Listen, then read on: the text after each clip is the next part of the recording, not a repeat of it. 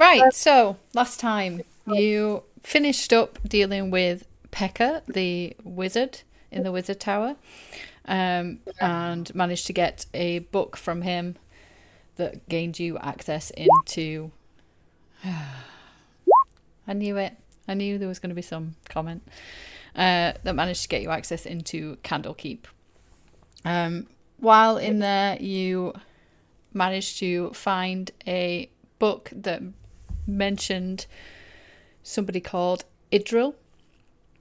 And you found out that he lives in a place called Jolkoon, which is actually quite near Daggerford.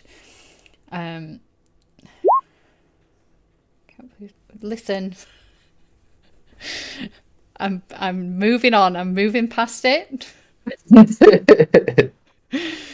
We're not going to talk about that.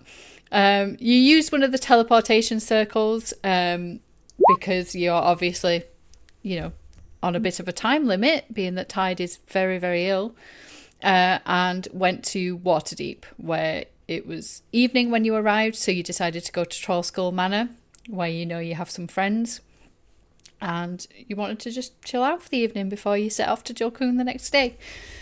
At the tavern, things got kind of tense, right? Like, it got a little bit edgy, was mentioned. Blaze said that Edry was not a good fighter, and that's possibly why Edry died, and this upset Gideon and Endo a lot. Meg managed to kind of calm Endo down a little bit, but Gideon went outside still angry and had a full-on teenage angst meltdown, and was lashing out arms of Hadar everywhere. People did go out and notice that she was missing, and there was a very touching moment where Endo and Gideon consoled each other, and basically talked about how they'd always be there for each other, and that Blaze was maybe just a bit of a dick, and didn't understand how much Esri meant to them, and that's why Blaze had said such a horrible thing to them. So that is what happened last time, and where we're going to pick it up this time is we have, obviously, for listeners, we do not have Josh with us right now. So I'm going to do a tiny little bit of a time skip. So essentially you rest at Trollskull Manor. Nothing ever happens there bad because Ro would kill it before it got to you, so you managed to get a long rest and relax. The next day, as you wake up, Gender and Tyne are still playing the instruments that they were playing the night before. They're full on jamming out and have been for a very long time. Yes, a long rest. You get a long rest. And Gender very blankly just turns to you and says that he's staying there. He's staying with Tyne. He wants to keep playing. Tyne looks thrilled at this, and is clapping and then carrying on playing on the piano. Meg looks less than thrilled at having picked up another random person that seems to be willing to stay in the tavern now, probably for free. So she's, that's another one. Luckily, Gender does not need to eat or drink, so that will be good. More mercies. Yeah, that will be good. And you're always going to have, some entertainment there. So that's good. Ingrid looks mortified at losing the only party member. Yes. Ingrid is very upset at the loss of Gender. But Gender does say that, if you need them in the future, that you know where to find them. And the party heads outside. Grumpy was left behind at Candlekeep. So Grumpy is not there to take you to Jolkoon. However, Ro has connections in the city and manages to get you a new car driver, who is very enthusiastic about taking you somewhere. It's a human. He kind of walks with a bit of a limp as he's getting up onto the cart, and he's like, in you get, let's go, Jolkoon, is it? Jolkoon, let's go. Ro is very happy and gives him a smile and a nod. And he heads off to Jokun. Magic? What? You are level 7, yes. As you arrive in the little village, this is what you see. It's a very small kind of farming village. Lots of fields and small kind of rickety buildings. And there's a few people milling around as the cart kind of pulls in. Yes, please be careful with fire. Do not burn down Jokun. The cart kind of pulls up to a stop. And the cart driver's like, "Here you go then, Jokun. This is where you wanted to be, isn't it?" It is indeed. Thank you. No worries, no worries. If you need me again, Halstein is the name. Great. Yes, goodbye. Thank you for your service. Goodbye. Okay. Bye. Do you want me to wait here or? Oh, If you could, we'll need a lift back to Daggerford at some point. Oh yeah. No worries. I'll just hang out here. He kind of like looks around at the fact that there is pretty much nothing in this little town, and then kind of just leans back in the cart and kind of pulls his hat down over his eyes.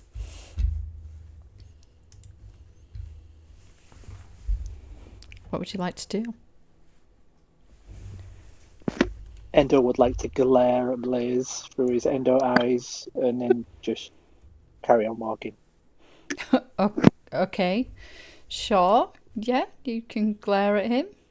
You don't want to say anything? You're just glaring. Just glaring. Just glaring. Okay. Cool. There's a few people like milling around. A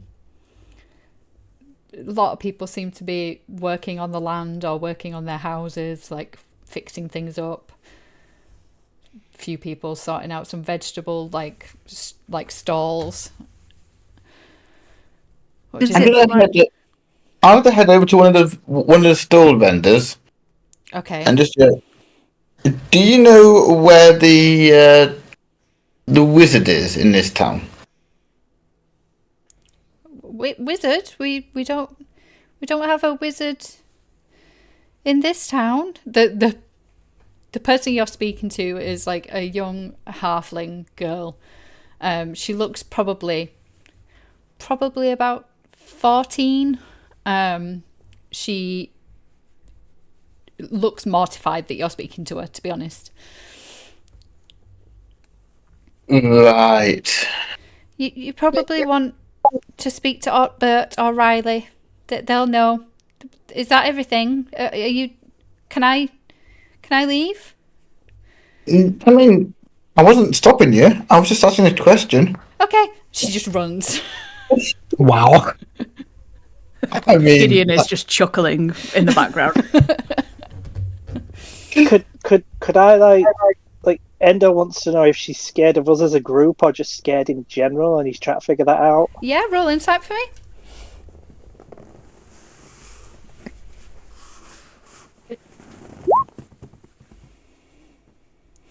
She's not. This is a really small town, right? So a lot of the time, the people that live here are the only people that come here, aside from a couple of traders that she probably knows because they come here regularly. And you are so a large group of heavily armed strangers. Yeah, okay. Is quite terrifying to her. She's not used to seeing adventure. It's not an adventuring type town. It's not like Daggerford or Waterdeep or anywhere like that.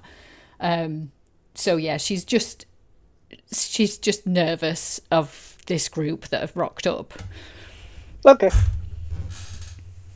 Quick OC question. We were coming to Joel Kuno to see what's his face? Idris. You were coming to see Idris. Yep.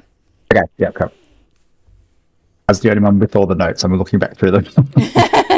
Yeah. I'm like, You found out that he lives near Yeah. Jolkun, not he necessarily does, in it. yes. Yeah. He's in the Misty Forest near Jolkun. Yes. Cool. But so everyone, this Idril guy doesn't live here per se, but I think he must come into town for supplies. So maybe someone knows him by his name, Idril. There, maybe if we see if there's a small tavern here or someone who's selling food supplies, they might have dealings with him. Can anyone see a shop or place like that? I mean, there's literally traders around here. It's just a matter of asking someone who's not super scared of the fact that there's all of us together. Blaze, can you roll a perception for me?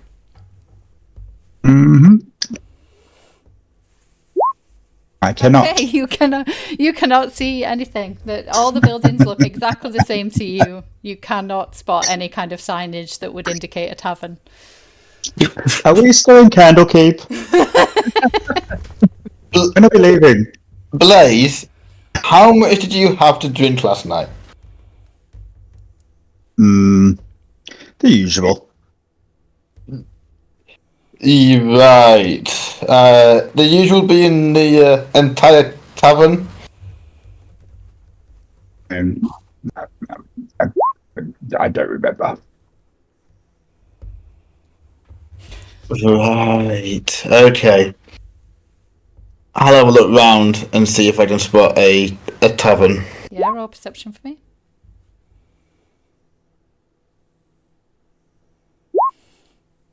There we go, that's a little bit better.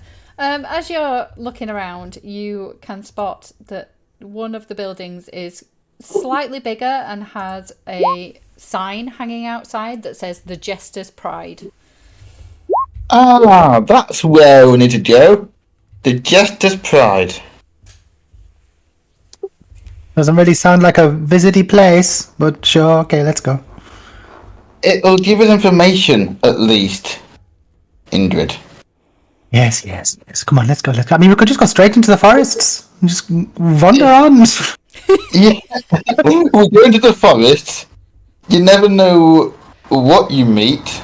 And we may end up with more people who need saving like Tide. So, the less chance of that happening, the better. Yeah, so instead, a bunch of strong-looking people are going to walk into a tavern and just wait and see what comes up. I mean, we walk in and we ask questions. Fine. Come on then. What if just Ender one of leans us in or to give two you- goes in, and the rest just hang outside so that it looks less threatening to whoever we're chatting to inside?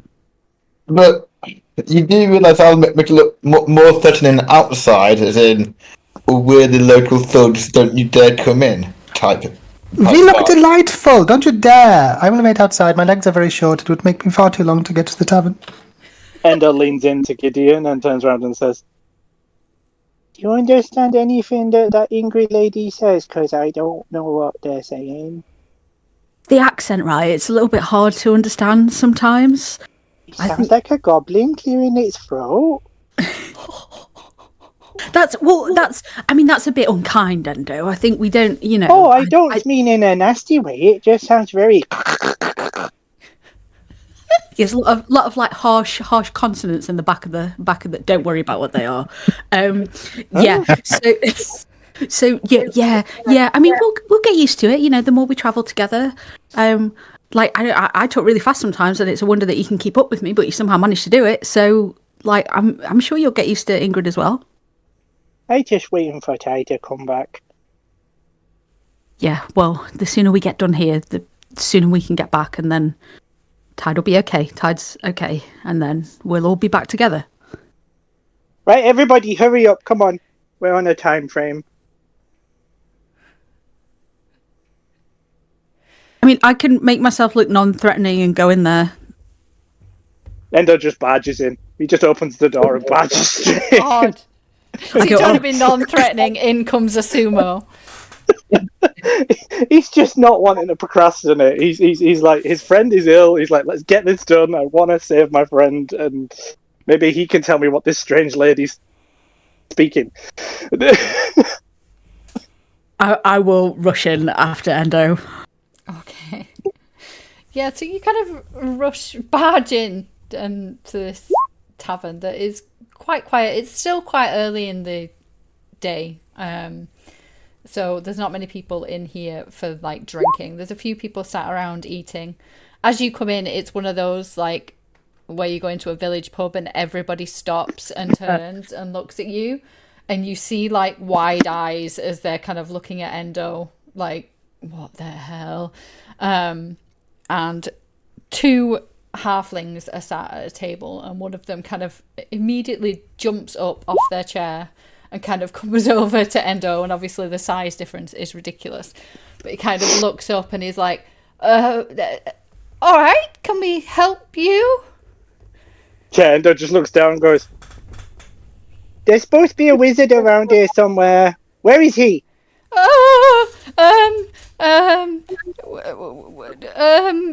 Wizard, are you talking about Idris? Okay, that'll do. Are we talking about Idris? Yeah, where are they? What? Endo, why don't you let me? And I like try and Oh, okay. step in front of Endo. I mean, Gideon's a skinny little runt. Like Yeah. Gideon is not Yeah, Endo hiding moves. Endo, but like just try like being really casual, but like trying to make myself big to like make Endo look less imposing. And Somehow.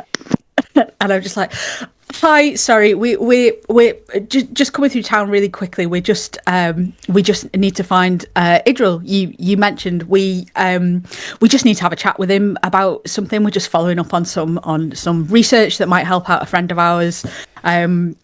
We just after a bit of information about where they might be. Okay. You're not going to cause any trouble. No, we never cause trouble. It's just your friend is quite big and intimidating.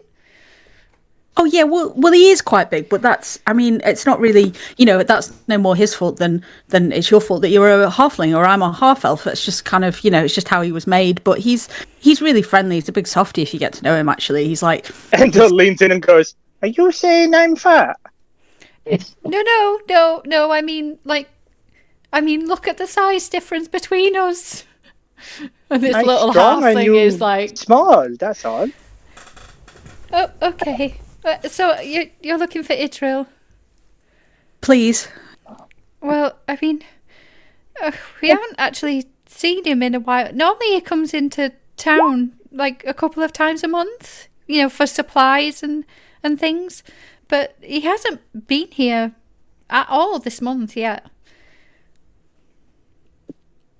Oh well, that's weird. Do you think he might have moved away somewhere, or do you think he maybe just got like held up doing something? I mean, I would have thought it's quite a friendly fella, really, and I would have thought if he was moving, he would have told us. He's, one of our friends. We like him. I can. Do you have a map? I can show you where he lives. Oh yeah, that would be great. Do I have a map? I mean, we must have some one like of us has a map. You're adventurers, right? You probably have a map. So as you kind of like lean down, Uppbeat kind of like grabs a little quill and starts going. If you go south. Out of here, out of the village. Yeah. Keep heading south and then into the woods, and then if you just go towards Sorry, it's like Tourette's. Sorry. I thought I was muted. I'm so sorry. You were not muted. And then just head a little bit east, and you'll come across it. It's quite a big. Well, I think it's big, but obviously I'm little. but we can't miss it if it's big. You can't. No, you can't. You wouldn't be able to miss it if you just follow the south and then head like slightly east. Then you'll come across it, and I hope he's okay. Well, we can go and find out. We'll go and make sure. Okay. I mean, he's not in any trouble, is he? And No. like he looks at Endo again, like. Not unless he tries to send me somewhere to a different plane of existence or the moon. As long as he's nice, then he will get to live. No, he just ignore Endo. We had a really bad experience with a wizard who sent Endo to the moon, and it was a whole thing. But I mean, this is not that situation at all. What it is actually is one of our friends is sick, and we think that Idril might be able to help us cure him. So we just want some information. Oh, and he kind of like relaxes a little bit. He's still tense, but he relaxes a little, and he's like, "Oh." Endo okay. smiles and nods when Gideon says this. Oh, okay. Well, I mean, it was really nice. So, if he can help your friend, then he will. Well, hopefully, and we'll make sure that he's all right, and then everybody will be all right, and we'll all be friends, and it'll all be good. Sure. And if you need somewhere to stay, you can always stay here. Less than convinced as he says that. It's all right. We can probably just we don't want to bother anyone. We can just sort of camp in the woods, or go back to Waterdeep where we came from, or Daggerford where we live. With Visible sigh of relief as you say that. Like, okay, well, yeah, okay, well, good luck, and I hope Idril's all right. Well, I'm sure he will be. We'll make sure, and then we'll send him to town so you all know that he's okay. Great. Okay. Are you're leaving now then? Yes. We'll leave straight away. We're on a bit of a tight time wise, actually. So yeah, we'll be heading straight out. Okay. All right. Well, it was nice to meet you. Yes. You too. Sorry. Bye. And I try and nudge Endo towards the door. Yeah, Endo's just oblivious, and he's just goes out the door. Yeah, as you start to leave, the little halfling guy goes back to his table and he's like, "Whew, okay. Oh, I was brave."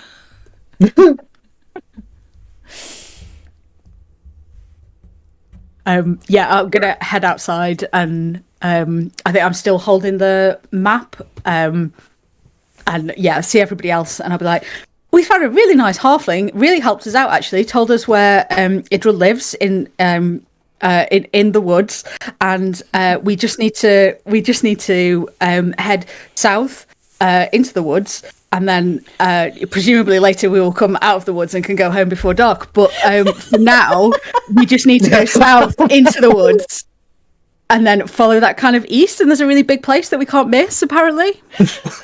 Fuck's sake. Oh my god. It's one of my favourite musicals. Well, if we know where to go, then let's get going. Sure. Yeah, if you're heading straight off. As you kind of head south out of the village, you would notice that the cart is still there. The cart driver is fully snoring, fast asleep now as you head out. Who's leading the way, and can someone roll me a survival? I mean, would it be our group leader? So Endo's leading the way. Oh. No. Oh. I'm joking. Unless someone pointed Endo in the right direction, he wouldn't know up from down. So I imagine I would lead the way as just flat dice. Come on, just roll the dice. That's a 10. That's a 10. Okay. Yeah, you're not dead. You're not dead. It's a pretty obvious path. You do manage to kind of lose it a little bit. There's a little area where it's overgrown, and you kind of stand there for a while, like looking around until Endo kind of reaches past and goes, "Is it that way?" And you manage to clear it and manage to find Idris' home. As you approach, you notice that there are several creatures around the building, and it looks like they're kind of bashing up against the walls. They're trying to get into the windows that are all kind of boarded up, and you can hear kind of spells being fired off from inside the building. What would you like to do? Endo just tear asses straight forward. Sure, okay. Roll initiative. Everyone is gonna hide in the trees and then shoot his bow. Okay. So Yeah, if Endo goes charging in, I will attack as well. Yeah. 20, 25, 30, 35. Oh, hang on. It's not. Wait. It's not reset, yeah. It's not reset. It's fine. I'll just add them back on. Clear them. What are you doing? Where is Aragon? There.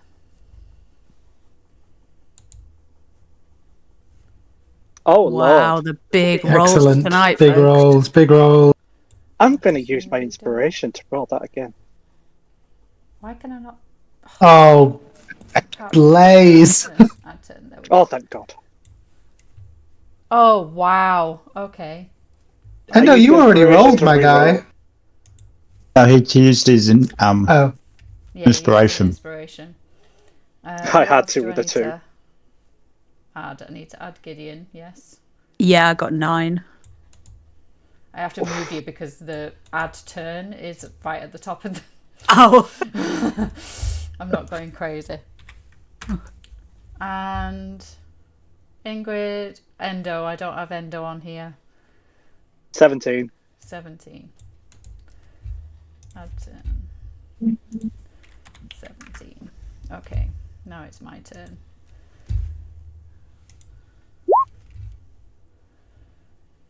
Oh wow. Okay, mine rolling rubbish as well. Oh wow. okay,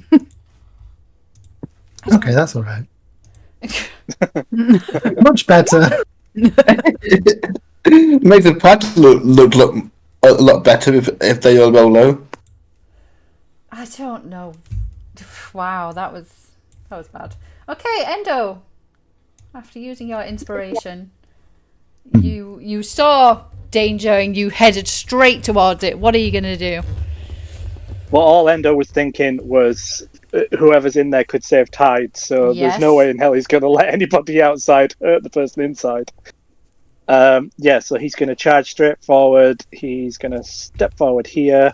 He's going to initiate his implacable stance. So Yep. if you move 5 feet or less on your turn, you can anchor your heels until the beginning of your next turn. You can't be moved against your will. Additionally, for the duration, you can spend a key point whenever you take damage to reduce it. Yeah. Okay, and then I don't know what this is. So what you're looking at, it looks like a plant, Endo. It looks like it's made up of vines and kind of branches Right. and things. Interesting. So yeah, it would be something that it's weird, right? Why is a plant moving around and attacking things? Okay. Endo's not as smart as other people, so he's just going to try and grab it Yeah. and rip it to pieces. Sure. So you're trying to grapple it. Yeah, Okay, so strength. great strength.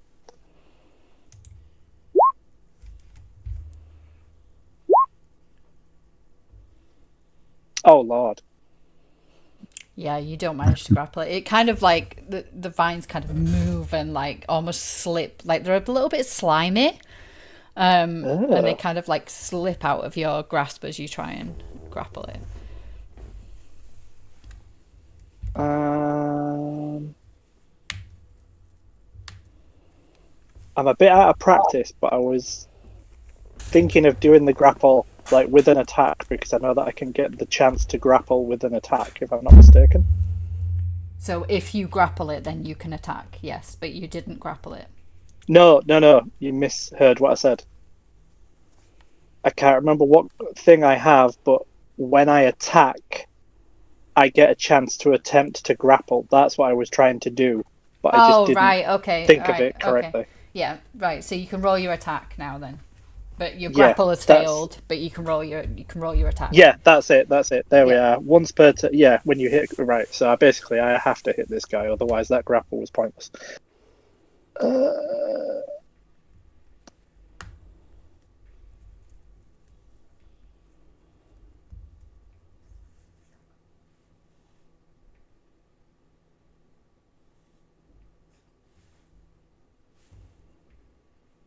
Did that not come through? It's taken a long time, but it has just come through.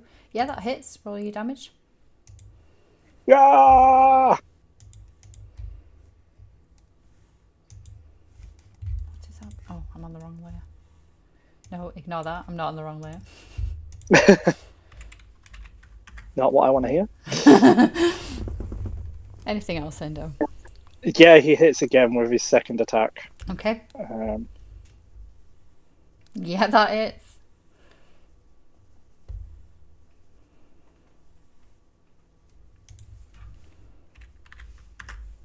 Okay.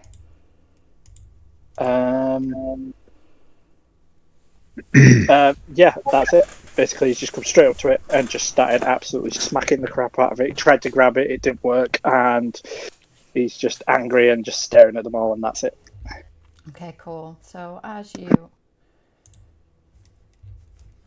run in, Endo, can you roll me a perception, please? Will do. Perception. Yeah, you notice that the trees here Oh, are poo. not trees. Oh no.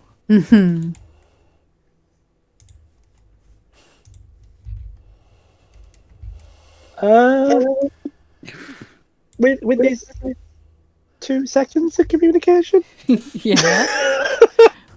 he's just gonna shout to everybody. Don't trust the trees! We need to get inside! And that's it. Okay. Right, so my tree fella here is going to start moving. You can hear the cracking of branches as roots rip up from the floor and start kind of moving toward you, the earth kind of breaking as it moves. It's going to come up to you, Endo.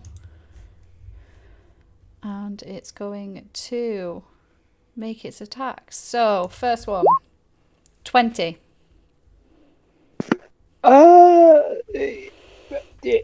It might hit me. Mine, that's 13 bludgeoning. I'm gonna roll a 1d8 to offset some of the damage. Okay. Because I've got implacable stance. Where is it? There it is. Because that's 9 bludgeoning then. Okay, yeah, I'll take that. Okay, it's going to do its second attack. 13. Let me just take this damage because the computer's running slowly. Oh, right, okay, no worries. 9 damage. And then it's going to do another 13. Yeah, I'll just take the 13. No, sorry. 13 is its attack roll, so 13 misses, doesn't No, it? that misses. Okay. And then it is going to try and do this. Oh, that's a nat 20, so 29 to hit. It might do. Okay, so that's 12. 23 bludgeoning damage. Yeah, I'll roll another d8. I think just to offset some of that.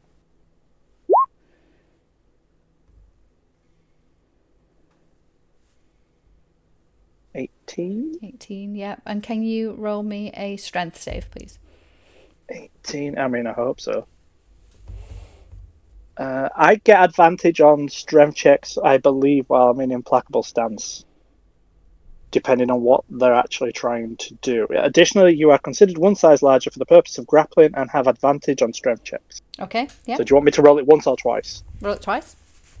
Okay, that's once. And that's twice.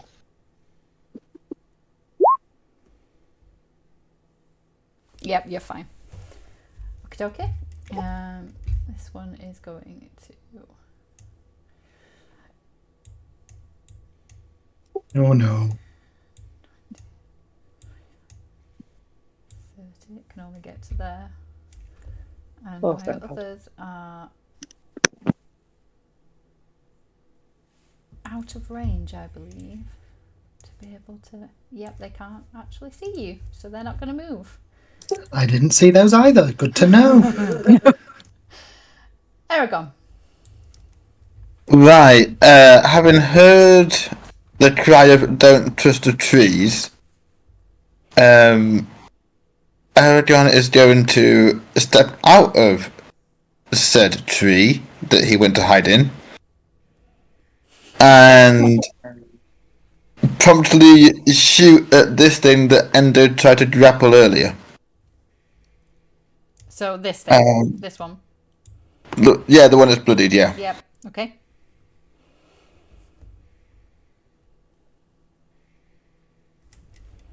Uh, 29 to hit. Yeah, that hits.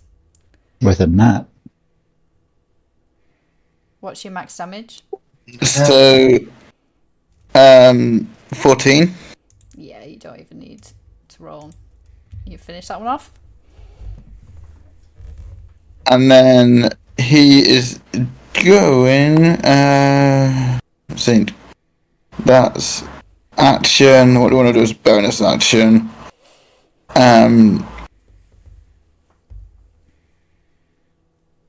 That's going to be it, I think, for the turn. Okay. Yeah. And my turn now. Okie dokie. Gideon.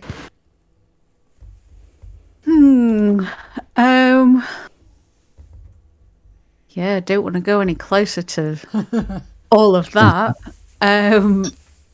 I will. I mean, so do these things look like? They look like they're made of like wood, vines, tree type things. Tree type things, yeah. They look planty. Okay. So I am going to assume that means that they maybe don't like fire. And I am going to I always do this in the wrong bloody order. I am going to bonus action do my form of dread. Okay, yeah. Just roll my temp hit points. So you're spooky now. I'm extra spooky now. Extra spooky. Away. So I pull my hood up and my face kind of disappears into darkness and then the skull appears. And then I'm going to use a sorcery point to twin spell firebolt, and I'm going to shoot one at each of the big trees. Yep. So I'll do this one, the one on the left Yep. first.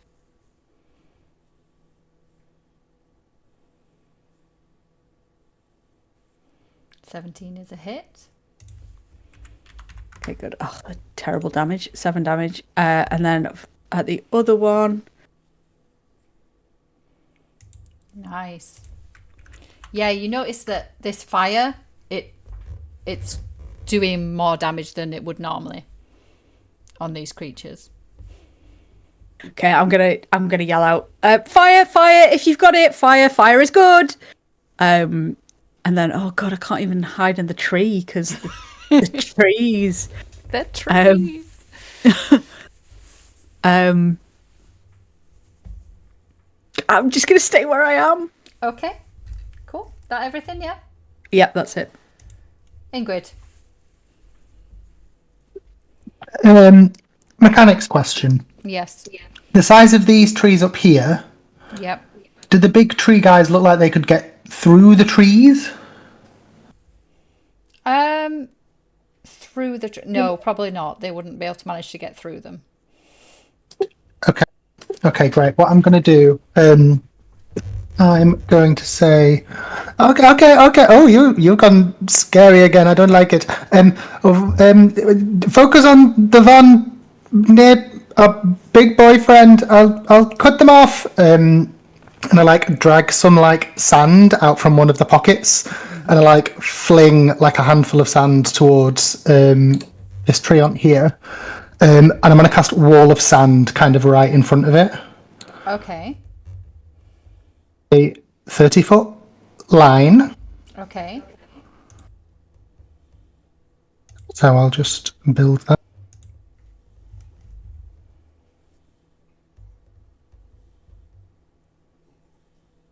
I think that's 30 feet. Yep. Yeah, 30 feet. And a wall of like reddish ruby red sand erupts from in front of them. I'll ping it in chat. Will at least slow them down. 30 feet long, 10 feet high, 10 feet thick. Oh, 10 feet thick. Excellent. I'm gonna... Sorry, elf friend. I will kind of blind Aragon in the sand just because that will slow them down more. Okay.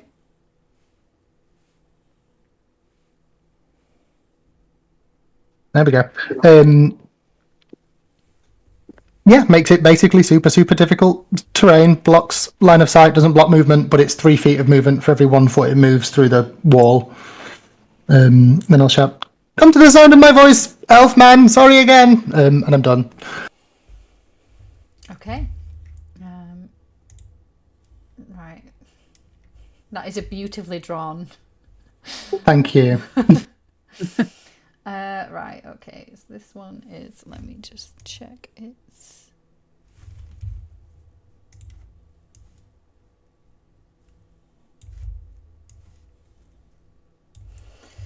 okay. So this one is going to move over here. This one's going to move.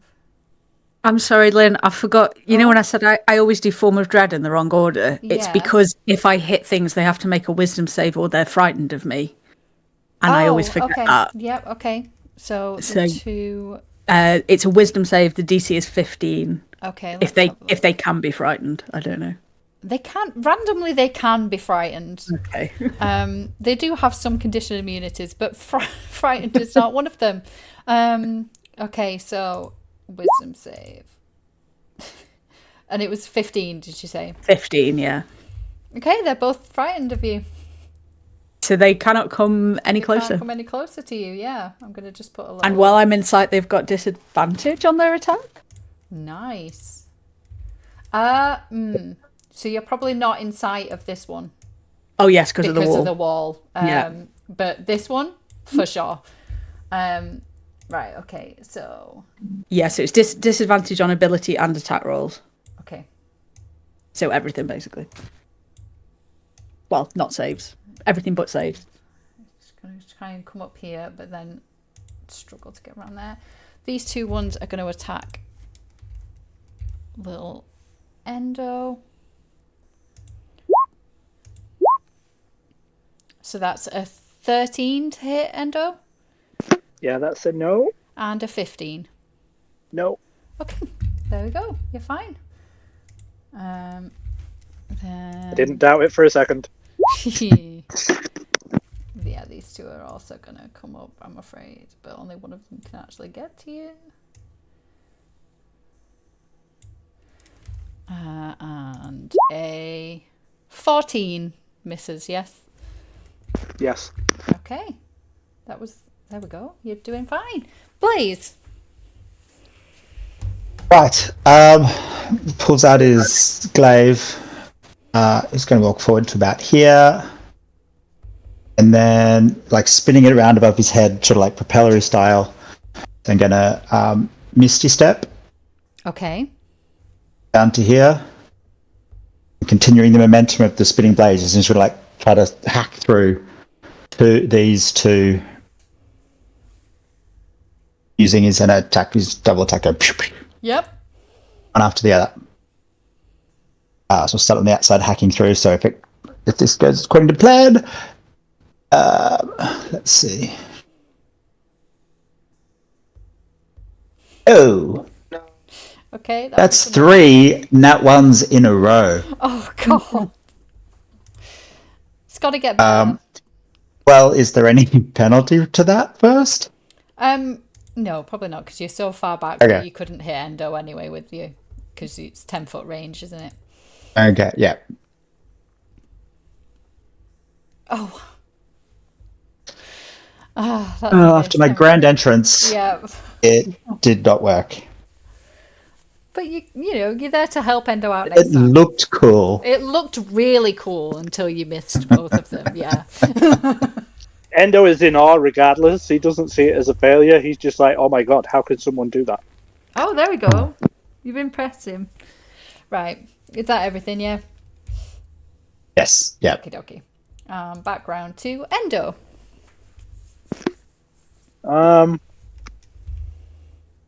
Okay, these small things look different. Yeah, these ones.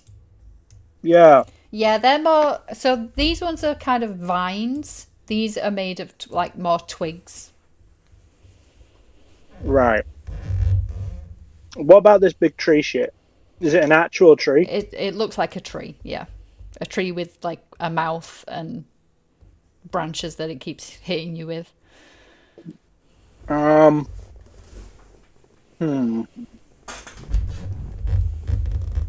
Decisions.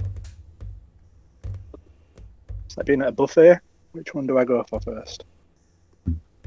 Yeah, I think I'm going to attack this one in the middle. Yep. Just forcefully, like, try to grab it. So first I'm going to hit it. Yep. Or attempt to just smack it.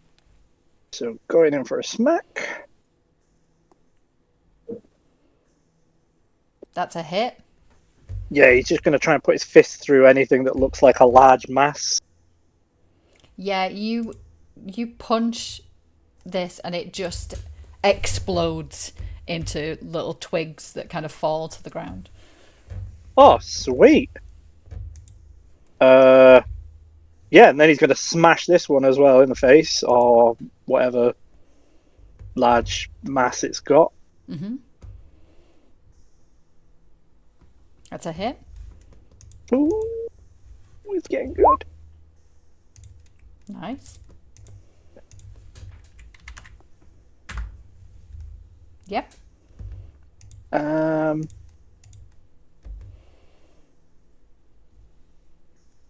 Is that one still going? It's still going, yeah. It's still up. Right. I'm trying to find where it says I can attempt to grapple after making a successful hit. Because I don't know if it's specific to the creature that I'm hitting, or can I try and grapple someone stood next to it? So it would be specific to the... So you, like, hit and then grab the thing that you've just hit, if that makes sense. Right, okay. Yeah, so I'll just try and grapple the thing that I attempted in the first place. I'm still in implacable stance, so I don't know if that gives me an extra.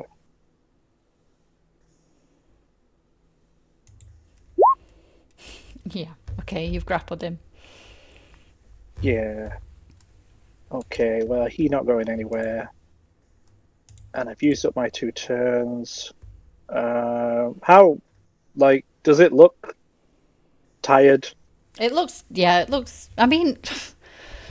How much can you tell from vines, really? You know? Does it look like a dying plant? Yeah. Looks like it hasn't been watered in a while. Okay, all right. Yeah, that's it. So, like, while I've got hold of that one, like, with my 6 seconds of communication, I'll just turn to Blaze and just be like, Blaze, I got this one. Look out for the big tree behind me. Okay. And that's it. Okay. So they are frightened of Gideon, so they cannot move closer. Mwahaha. So this one is going to lash out at Endo. It is at disadvantage, isn't it? Yes. Yes. So here we go. First attack. 25. I think I also have advantage on. Oh, yeah, where's it? Implacable stance. Where are you, you bugger? Oh, right. That's only if that's that. Yeah, it was a nat 20. No, that's fine. No, sorry, I'm That's, talking. I'm thinking of something else. Yeah, that's fine. I was Go just ahead. saying to Gideon because she was like Alright. 25 with disadvantage, and I'm like, yep, it was a nat 20 on the other one. So Okay, that's 20 bludgeoning damage. Yeah, I'm going to roll a d8 to just deflect some of that. Yeah, that'll do. So, 22? Is it 22 damage? No, it was 20 damage, so it's now 17 damage. Yep, that's fine. It's going to attack you again. 20. That was disadvantage. Yes, 14 bludgeoning damage. I'm going to do another d8. Sure, there's something else I can do. So 12 bludgeoning damage. So 14 and 12, so 26. Oh no, I did No. 14 already. So 12. There we go. It's then going to do this. 22. Right, whatever it's trying to do. Oh, is it attacking me again? Yeah, it's attacking you again. Yep, okay. That's a hit. Yep, 7 bludgeoning from that. Okay, yep. Endo is severely bloodied up, but he's still got a... Still got a grip on the other. No, he's still got what sort of a face? Like a determined look on his face. So, he's not got an exhausted look, but he's got a very bloody, determined look. Okay. The other one can't actually move towards Gideon, so they can't move. These ones are going to move towards the door down here. 5, 10, 15, 20, 25, 30. Aragon. Right. I am going to bonus action Misty Step Yep. out of that wall of sand. Yep. So 1, 2, 3, 4, 5, 6. Over here. Mhm. And then I'm going to shoot at this big tree that's been injuring Endo. Yep.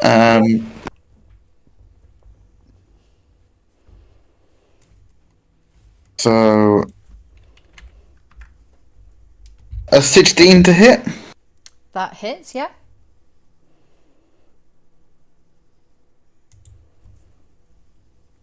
For 13 piercing and 21 sneak. Nice.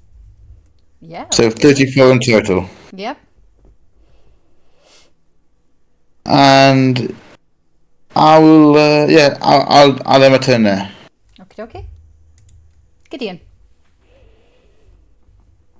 I am going to come forward a little bit.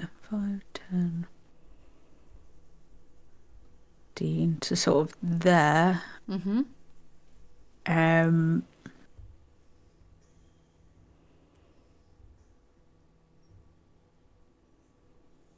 I will. I'm going to. Is Endo grappling this one? He is. Yep. I'm going to cast Hex on that one. Okay. Then I'm going to use a sorcery point to twin spell firebolt again, and I'm going to do the first one at that one that is being grappled. Okay. Yeah, nice. You just burn it away. There's just ashes left as it kind of drops, and Endo's kind of arms that were around it kind of fold in on themselves. Then you just hear him coughing like, and then just clapping his hands together as he's just getting the dust off. Oh, should have hexed the other one because I can't move it until my next turn. And then I'm going to shoot this other one that is next to Endo. This one. Yes, that Yeah, one. Okay. Yeah, nice. That hits. 16. Nice. Oh, and it has to make a wisdom save Oh, to yes. be scared of me. Let's have a look. Wisdom. 6. It is scared of me. She's scared of you. Okay, That's it. that's it. Ingrid. Okay. Okay. Oh dear. Okay. I can't get to Endo, and Healing Word isn't going to do much when it's like 1d4 and they're doing like 1,000 damage. That's fine.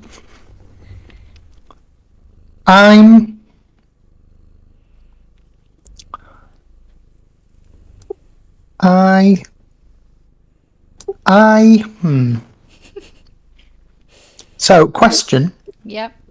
If I ready an action to cast a spell, I can then cast that spell using my reaction, yes? Yes. Yes. Yeah. Okay. Can I Slight interrupt, just in case. yeah. Endo has a potion of healing. Greater. Great. Won't do him much good if he dies before he gets to his turn. Right, okay. I would like to do some silly things. Yes. I welcome. Just checking I can do. Yes, I can. Okay. Oh, no, I can't. Rats. Oh, no, I can. Right, good. Right, here's what I would like to do. Sasha is going to fly out of my backpack, Yes. but can't move until her turn. She takes her turn immediately after me. I'm just going to get Sasha out. We love to see her. I'm going to ready an action. Yep. So Sasha, I can cast spells through Sasha that have a range of touch. Okay. So I'm going to ready an action to cast Cure Wounds through Sasha if Sasha is next to Endo when Endo goes down. Okay. Okay, Okay. great. And then I'm just going to come a little bit closer. And that's my turn done because I can't use an action because I'm readying an action. And then Sasha, with her 30 feet of movement, is going to fly over to Endo. Nice. And Sasha can't do anything else. Oh no, casting a spell is a reaction. Sorry, I've not done this before. It's all right. Sasha is going to spit out a like mechanical bubble at this guy down here, Okay. and is going to use her force strike. Okay. Does a 10 to hit? A 10 does not hit. Right, well, that's that. My world. And Sasha's turn is done. Okay. Right. I'm gonna. Someone's gonna move.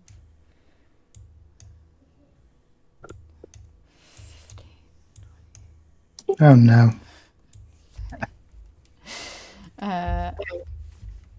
Those ones down there are going to actually move the opposite way.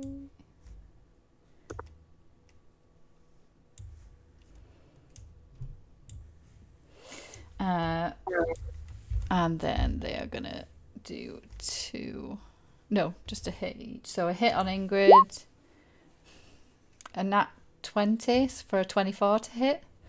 I mean, do you need to ask? I do not need to ask. So that is 18 bludgeoning damage, please. Wow. And then this one down here is going to go for Endo. It is frightened, so it's going to be disadvantage. An 8, which misses. Yeah, that's no. That's a no. This little twig fella is very brave, and it's going to go for Blaze. 19 to hit Yes. for 2 piercing damage. I'll take it. As it's like, and like lashes out with its little twig claws. Round to Blaze. Okay. Wished he hadn't moved. It's annoyed my plan. Oh, that could still work. 1 sec.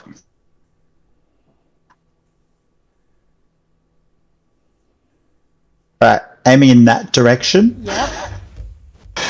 Now it is ahead of me. I'm just going to put my hands out in front of me, fingers touched, and do Burning Hands. Nice.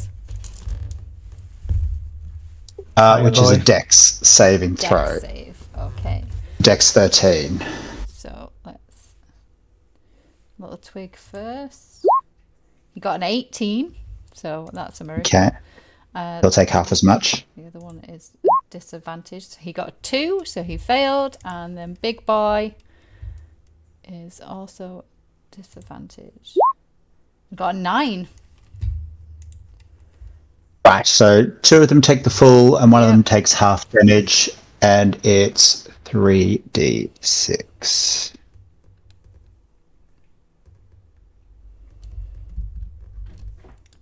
So even the one that takes half is just burnt to a crisp and disappears in ash.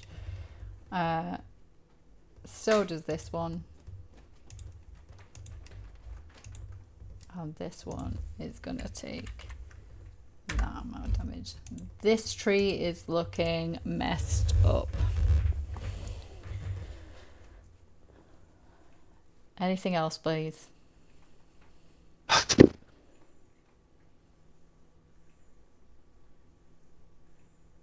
Can I throw a dagger at it? Sure. Or is that because I've used the spell as the attack? Yeah. So it has to be a bonus action thing. Which So you could move a little bit more if you want to move. Yeah. No, sure, I'll move in and closer. That way if he tries to move away, I get an opportunity attack. I like it. Okie dokie. And as I've moved, I'll be like, magic stuff's cool. Okie dokie. Endo. Yeah, Endo with ash and blood all over his face and eyes and everything, and then a big whoosh of a giant volcanic eruption right next to him like a dragon's breath. That got his attention, so he's facing that way now. Sees the tree still there after the others are disintegrated, and he just lunges straight at the tree and charges at the tree to attack it. Okay. Like, no shit's given. Just, you're next, fucker.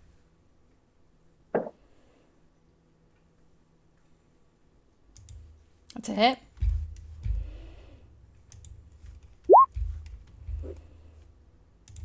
Nice.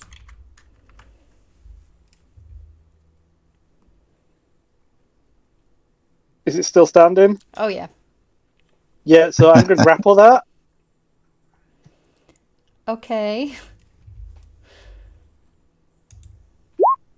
You're not even at a disadvantage. You're not out. I get advantage. Oh. Because I'm... Oh, yes. Come on! Yeah, okay. Yes! I don't know how I've you're grappling a tree, but sure. Endo's just run at it and like smacked it and then jumped and grabbed the damn thing. So he's just attached to the side of this tree. So you're like off the floor. Oh, you're Partially, maybe a foot off the floor, not much. It's Endo. He can't jump up that high with this much damage to him. And I'm going to use a key point. And I'm going to smack him twice. So he's like, Endo's trying to pull his arms off, his head butting him, everything. Yep. He's just going at it. That's the first attack.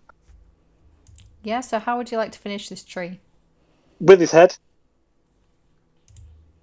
So Endo literally just ran at this thing, jumped 1 foot off the ground, like in a 1 foot leaping motion towards it, grabbed it as if he's hugging it, and he's just punching it, and then he's just headbutting it until his head goes through the tree or breaks the tree or God knows what. Okay. Anything else? No, Endo's just stood there with blood peeing down his face and twigs all over the place, and he's a little bit winded, to be fair. Okay. This one is still. Oh, he lets out a little war cry. He's like, "Ah! For tide!" Oh. Okay. Right. Well, that one still can't bloody move because of Gideon. And her form of dread. These ones are gonna move that. Move that. I'm gonna have that one try and bash in. Ugh, not with that, it's not. And again. Oh, now one. Okay. Okay. Aragon. Okay, having seen that tree fall, I am going to head past Endo. 2, 3, 4, 6. Around to here. Yep. And I'm going to shoot this one that's hidden behind the wall Yep. at the moment. Would I potentially get a sneak for him being stuck in a wall and able to move? Well, he's kind of behind the wall. He's not stuck in the wall. And you are within its range, so it can see you. Oh, fair place. I wasn't trying to hide, so yeah, that makes sense. So this will just be 1d8 of damage, which is 7. Yep. Anything else? That's it for now. Okay. Gideon.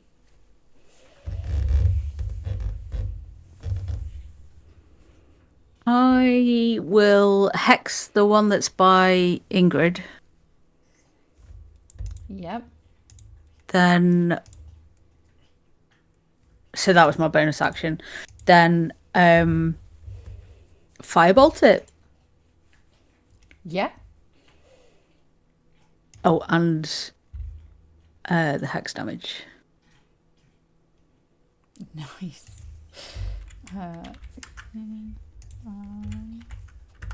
Yeah, you've messed this up. It is barely standing now. Vines are dropping off it. It's kind of like I say, it's a bit slimy. It's kind of like falling in on itself. Okay, and I'll just be like, "You've got that right, Ingrid." And then I'm gonna start. I guess would I be able to clamber over the massive dead tree thing and start moving this way? Yeah. Okay. So I could get through to like there by Blaze.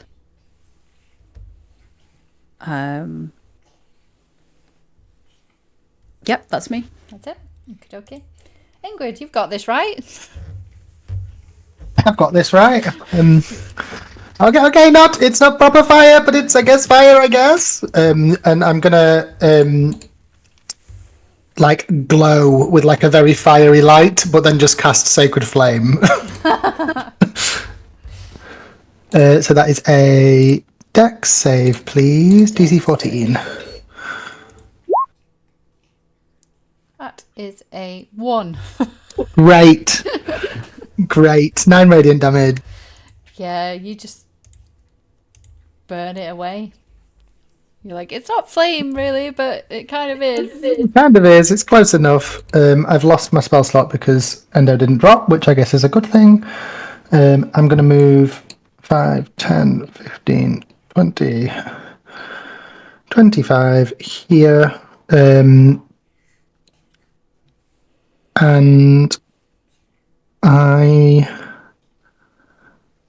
we've got all these guys to kill, right? I'm going to cast...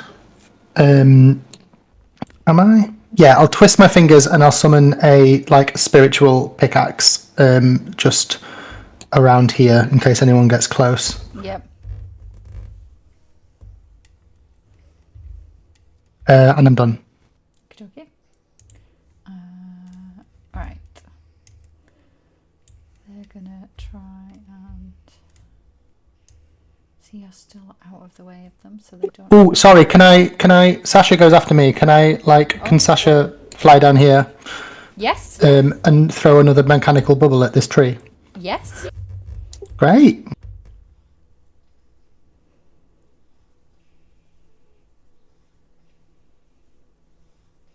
An 11. That's a miss, I'm afraid. Right. Right, these guys are gonna move to there. Move to there. 5, 10, 15, 20, 25, 30. They're gonna start trying to... God's sake. Oh, okay. You hear... Anybody who's close-ish, so pretty much all of you except Ingrid, can hear like a man screaming coming from in the house. And he's like, no, they're getting in, no! And you can hear spells being fired off again.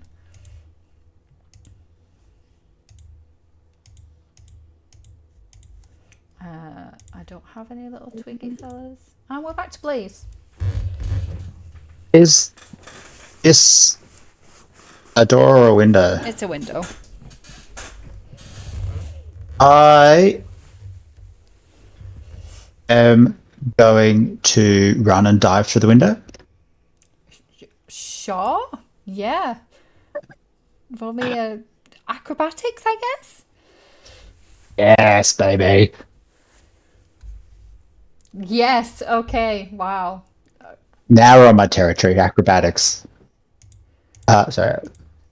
10, 15, smash! Yep. 20, 30, 35, 40. Get to here. I'm going to shout out to this guy because I'll be smart enough to know this is Idril. I'll be like, get over near me. We're here to save you. Okay. I need to. And bonus action, rage. Nice. Taking form of the beast tail. Okay.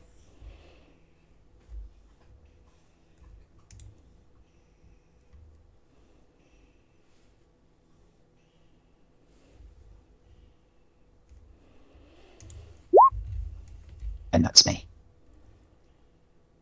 Just need to put intro on the tracker.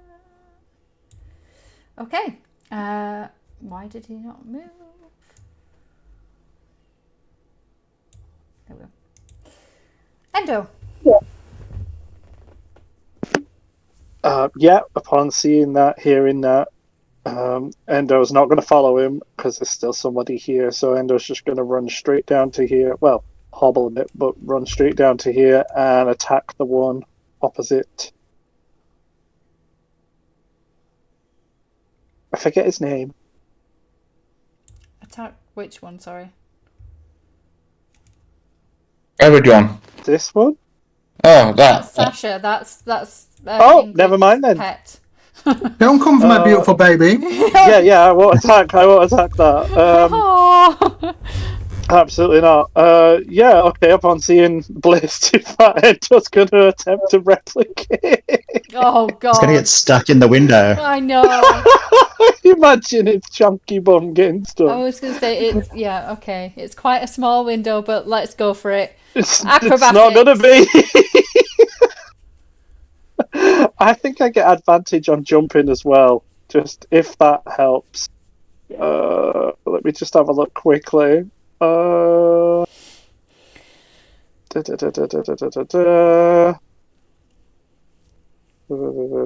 Anything to avoid this acrobatics roll, really? Let's have a look. Oh dear. Doesn't make the window larger. I mean, Well, depends how well this goes. I've yeah, got visions I of mean- Winnie the Pooh. You know when he gets stuck Yeah. in the tree. Yeah. I've got one vision. Or he of knocks the down whole- half the wall with him. Yeah. Yeah, I've got one side of the wall just coming down with me. Right, yeah, Endo just jumps straight through. Okay. Acrobatics for me. Here we go. That might be a bit screwed up though, because I accidentally clicked on Still something got a else. +4 with acrobatics. Yeah. So you saw Blaze do this, and it looked absolutely A lot spectacular, easier. right? It looks amazing. You Oh, kind of like don't do this. you go for a run. You're like, and then you go to jump, and you kind of just like hit into the frame of the window and like slump down a little bit, and then grab hold and kind of wiggle your way through. And land Wiggle on his the little side. butt in. Yeah, you like wiggle you're kicking your legs and everything to try and like, get through. Does the frame come with me? No, the frame does not come with it. So there's just a big hole in the house, but Endo's walking around with a frame skirt.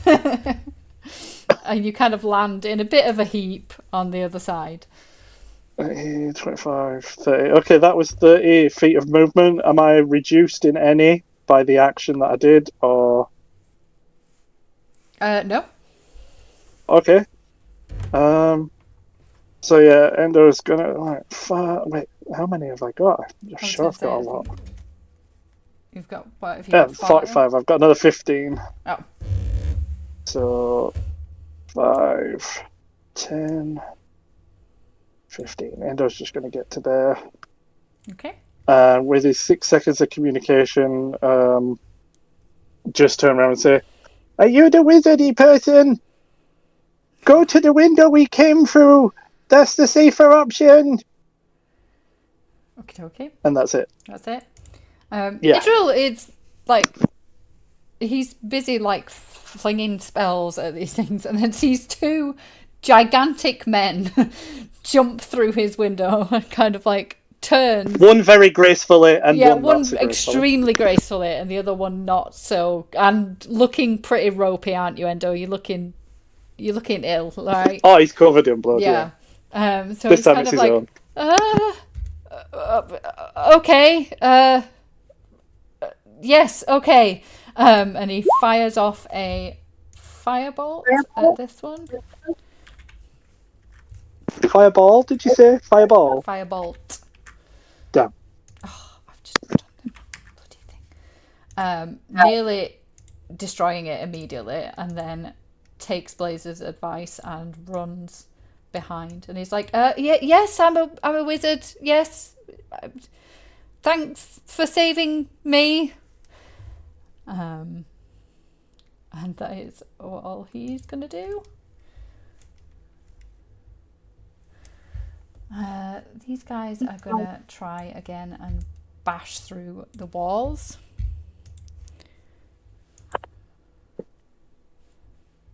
Hello, roll. There we go. This wall here starts to crumble next to the door as this tree starts to bash its way through, just kind of like slamming itself against the wall, trying to make a big enough gap to be able to get through. This bloody one up here still can't move towards anybody because of Gideon. Aragon. Right.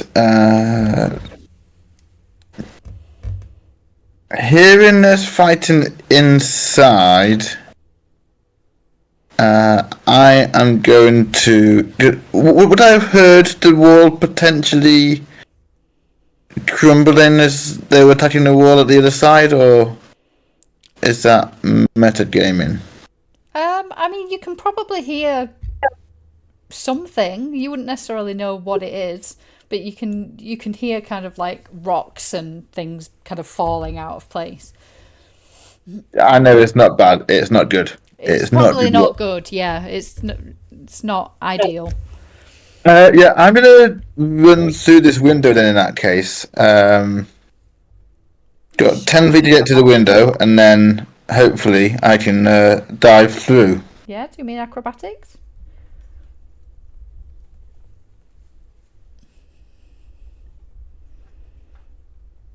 There we go. Yeah, you're nimble, right? You're an elf. You're through there. Exactly. Land on your feet on the other side, looking very cool.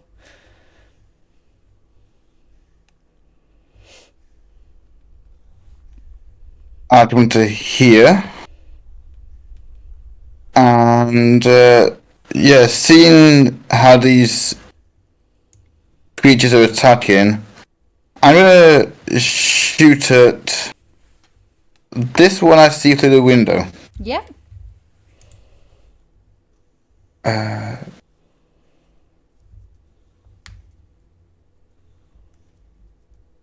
That's an 11 to hit. That's a miss, unfortunately. I'm too. It's trying to aim it past the stove. That's the hard part. But I shall end my turn now. Okie dokie. Gideon. So is this like a fence? It is. Yeah. Is it? Presumably these tree things are really, really big. Can Yes. I, if I was to move like, say about there, Yeah. could I see that tree above the fence? Oh yeah. Yeah. Yeah. Absolutely. Okay. Well, I am. Since it can't come any closer to me, I'm just going to stand here and blast it, I guess. Solid plan. Yeah, I really don't think I've. Oh, I will move my hex to it with my bonus action. Oh yeah. Okay. Let me Yeah, so I know. and then I will. Oh my god, was that 3 for damage? Yeah. Fuck's sake. But I do get my hex and another 3. Yeah. Yeah, and then I'm just gonna stay there because it can't come any closer Can't to come me. closer. Yeah. Yeah, so Thank you so That's much me. for this. This is the first time in like 2.5 years I've remembered that I have this ability, so I am going to milk it for all it's worth. That's fine. Okay, Ingrid. Okay, I also have questions about the fence. Presumably, I can see that this is a big old tree guy that's died, right? Yes. Do I think this fence would pose a challenge to a big old tree guy? Probably not. It would Probably. just smash through the fence. Okay, cool. I mean, I don't know that Gideon scared the crap out of a tree, which feels No. hilarious to me. But I feel like this wall of sand is now doing me more harm than good because I want to get through. So I'm just going to drop concentration on the wall of sand. Okay. And how high is the fence? The fence is like what, 2.5 foot maybe. It's Oh, so I can see over the fence. you can see over the fence. Oh, great. Okay. Can I climb over the fence? Yes. Would it take an action? No. Great. I'll climb over the fence. Okay. Oh, I can't actually. There we go. Right, cool. I will move my bonus action. I'll move my slowly. I'll move this guy over here. Not close. Am I close enough to attack it? Technically. You are technically, yeah. Great. Can I tap it with a pickaxe? Sure.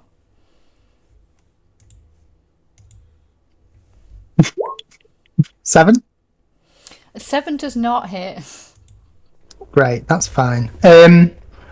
I can, though, I can see through this window and this window to what looks like two big boys and one slightly smaller boy. Yes. Great. I will.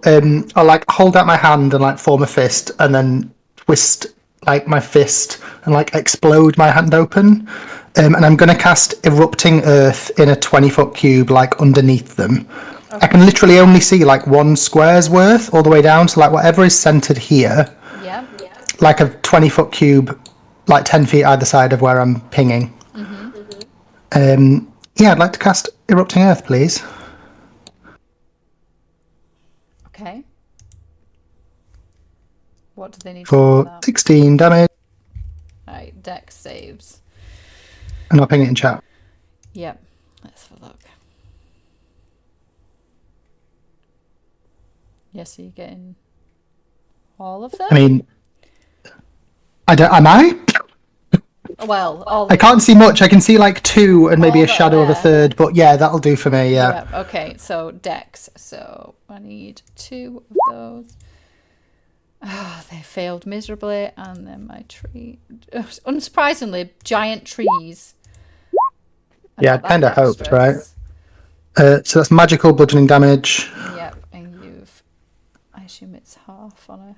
Yep, half on a success.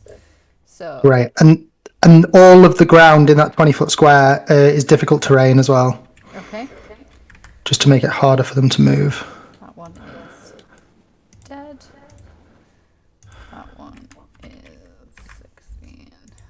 And that one is going to take 8. Okay. Great, and is this window open? Which window? That window is not open, no. No, but that one's been smashed to shit, right? That one's been absolutely destroyed, yeah. Great, I'll send our good friend Sasha through there. Okay, cool. But I can't see anything to have a hit with anything, so I'm done. Okie dokie.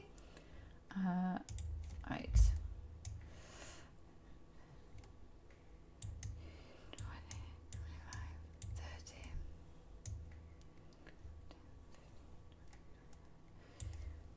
These are going to smash through this window here.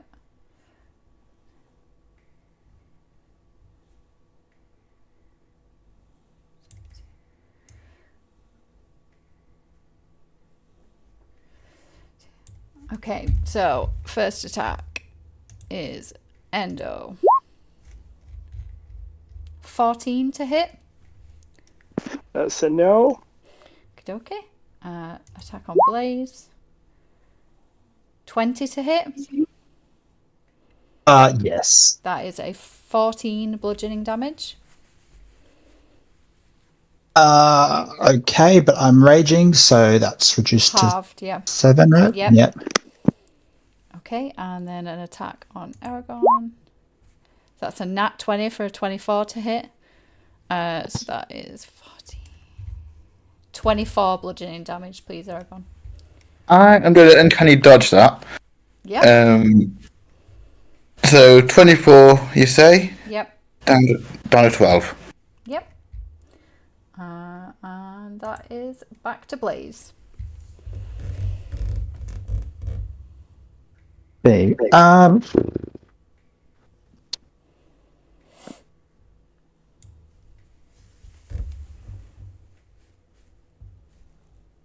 I will. The one that's in front of Endo, Yep. I'm going to try to, with my glaive, come up from between his legs and just sort of like slice up really hard. Okay. On glaive. Yeah, nice. 17 hit. And that was perfect amount of damage to kill it. Excellent. And in keeping with that action, as it comes up, slices all the way through, I'm going to arc it up over and then try to bring it down on the head of this one. This one, yep. Nice. 11. Anything else? And then, as my bonus action, can I lean in and headbutt it? Sure. Or no, or does it have to be a hand weapon for the bonus action? You know what? I like it. I like the idea of you headbutting it. So yeah, go for it. Okay, so it's an unarmed strike, right? Yep. Is it double damage because they're vulnerable to Blazer's fiery head? Okay, no. Excellent. Oh, that's a miss, It's an unfortunately. 11 hit. No, Okay. it doesn't. It doesn't. But it would have been cool. Yeah. Then that's everything. Okie dokie. Endo. Yeah, Endo's gonna take a greater healing potion. Excuse me for yawning, sorry. Turns out I've got 2, I just checked. It says 2 quantity, so I'm happy about that. So, is this gonna pop up? Did that roll? Yep, 13. Oh, lovely. That'll tide me over. Okay, so add 13. Still red, still bloody, still a bit of a mess. He's going to use his 6 seconds of communication to turn to the weird wizardy person and just be like, "You need to go out the window. That's the safest place right now." Okay. And then he's gonna stand here and try to grab this one. Well, he's gonna try and punch the hell out of it and then grab him. Going in, swinging. Oh wait, was my potion the action? Yeah, your potion was your action, yeah. Oh, hold on then. Well, I get 2. What is it? It's per turn. You get 2 attacks per action. Ah, damn. No, I won't do anything then. I won't move. I'll stay where I am, and in fact, actually, I will move to here and do implacable stance, and I will face the direction of, like, Of the these where the enemies. wall's falling down. Yeah, yeah. Yeah, where the wall's falling down, Yeah. and obviously I'll say that to him behind me to go. Get out. Okie dokie. Idril kind of like looks and he's like, "Are you sure? Because I can help. I can fire things." That's all Endo said, and then he just turned. So it's up to him or someone else to determine what they say to him or what he does. Yeah, he's an NPC. He's got free will. He has got free will. He is gonna pop to the side. He's gonna firebolt this one.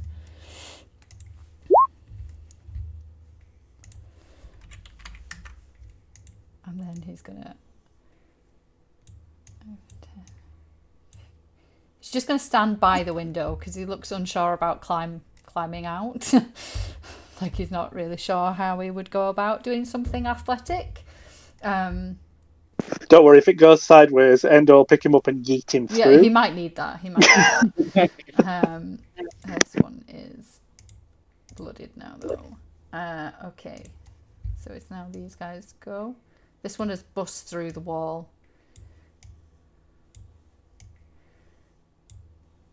You can only get. You know what? It's gonna push. It's gonna push past. Kind of stand there. Blaze. Gonna be a few hits here, I'm afraid. I'll see. That's a nat 20 Love for a that. 29 to hit. I think that probably hits.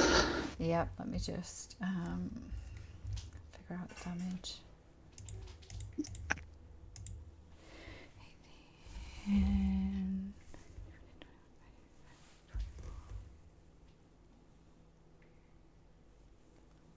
38 bludgeoning damage, but it's halved. Halved, yep. So 6, 19. Yeah. And then it's going to attack again. A 12 to hit. Does not. Okey-doke. And then it's going to try and do this. 24 to hit. That does. That's 8 bludgeoning damage. And can you do me Reduced a 4, strength? or is that Yeah, reduced 4, yeah.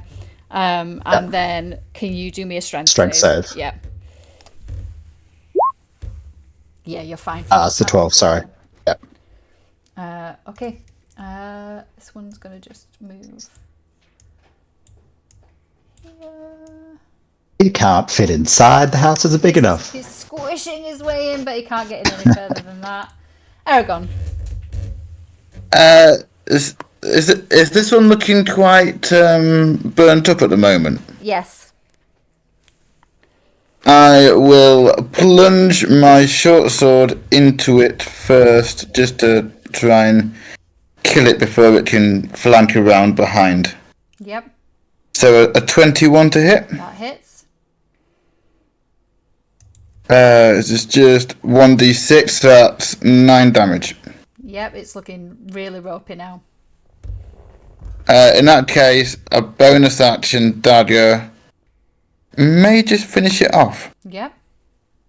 A 26 to hit That hits.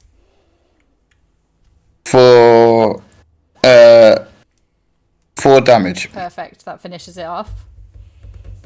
And then I will end my turn there. Okay. Gideon. So I presume that I can hear a lot of commotion coming from inside A the heck of a house. lot of commotion. And a wizard has just kind of appeared at the window. He's not looking out, he's looking in still, obviously, at what's going on. Okay. I'm going to move a little bit to try and see Yeah. what is going on. Oh dear. Okay. Hmm.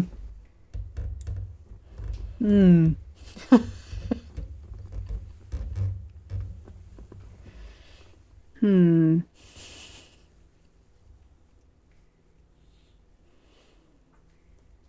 Okay. I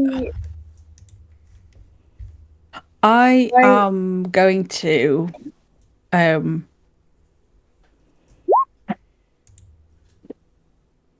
so is this is Idril in the window? In the window, yes. This Presumably. Well, you would assume so, yes. Okay. Okay, I'm gonna go.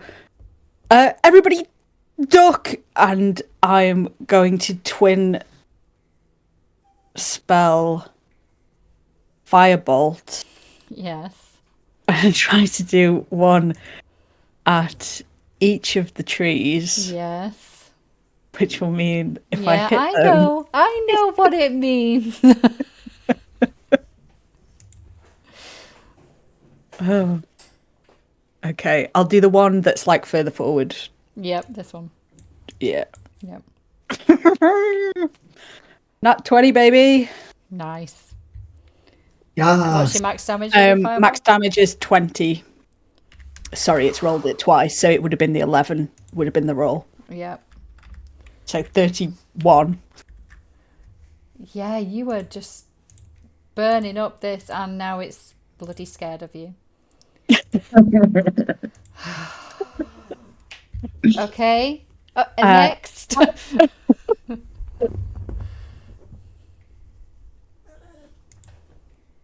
Yep.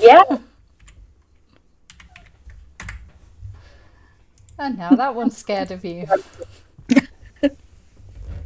Let me have this. I've never I'm used it I'm before. letting you. It's fine.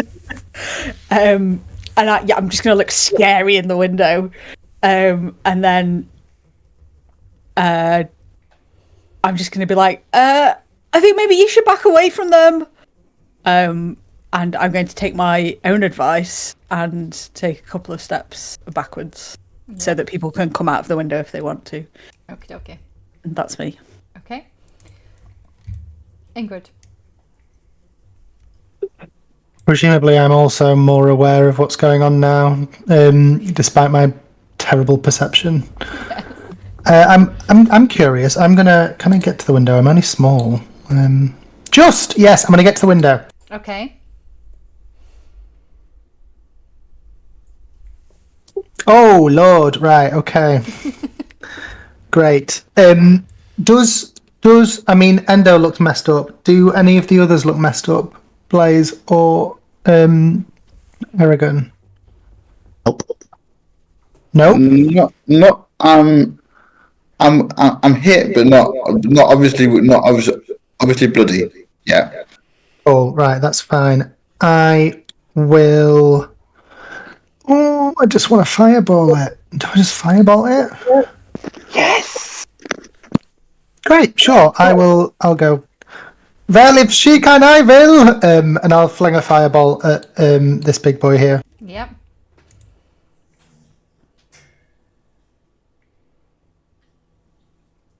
24 to hit. Nice. That hits.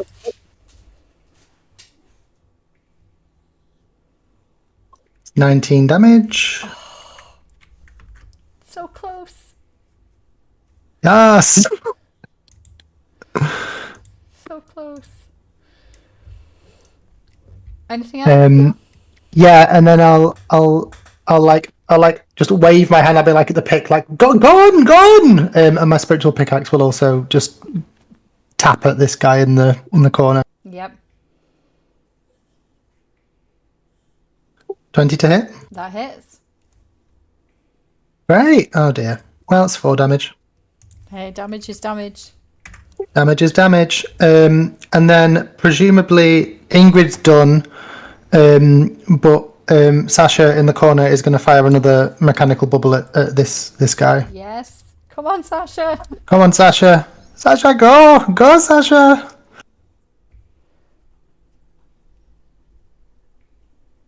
$25 to hit. Yes, Sasha. How would you like to finish it? I think Sasha like fires this mechanical bubble and it goes like straight into like the barky mouth of the Treon and then just explodes in fire. Nice. Nice. My baby, my beautiful baby. Ingrid's done. Sasha's done. Okay. Lynn, I'm sorry, I misread it. Yeah, so the one outside is not frightened. Yeah. Yeah, that's fine. Okay, so can this one even get by? I suppose I'll let it move past.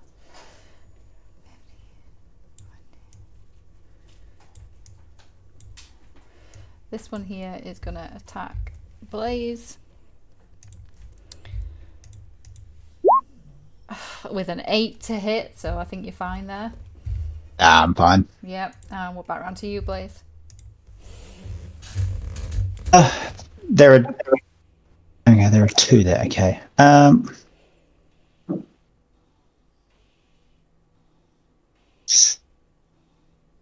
just trying to see how quickly flary I can make it.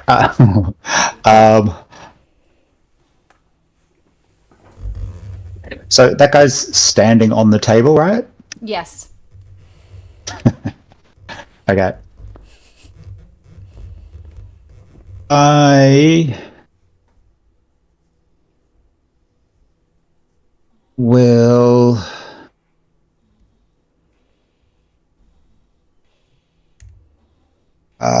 recklessly attack.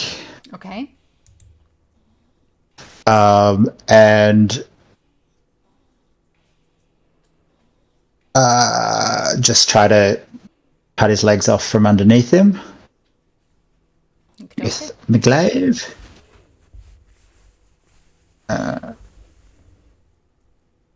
Hang on, let's try again. 16. Yep, 13. He is looking pretty bad. Damn it. Still standing. Okay, damn it. Yeah. I'm gonna leave him there. And then through to his legs, I'm just gonna like jam my glaive and try to get the other guy Yep. in the neck.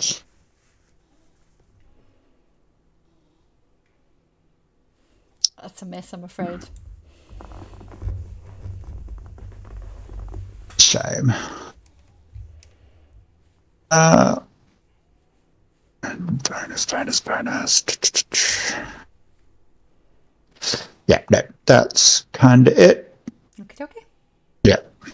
Okay. Endo.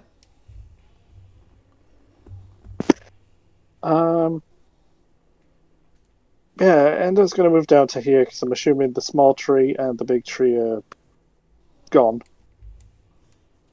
Yeah, let me clean up. Yeah. That one's gone. The little one that you stood on is gone as well. Look at that, married, and she's cleaning up after me already. Amazing. Moving on. Very bloody swiftly. Yeah, I'm going to go into implacable stance, and then he's going to try to reach for this fella here. Yeah. He's going to go to try and punch him in the knee. Okay. If that's successful, all will become clear.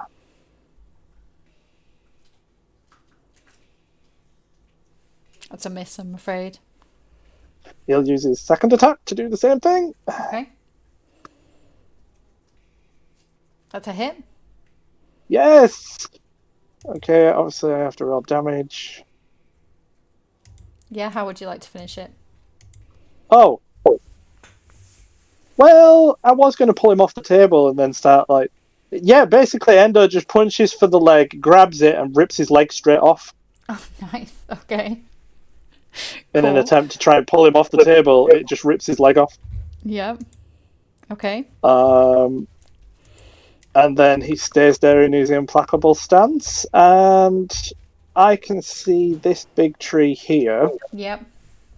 and that's all I can see. So with his 6 seconds of communication, his head turns back to the window, and he shouts, Gideon, Ingrid, I think there's only one big tree left! And then he faces back forward in his implacable stance. Okie dokie. Idri is going to go. I'm not quite sure about climbing out the window. But maybe this can help. And fires off another firebolt.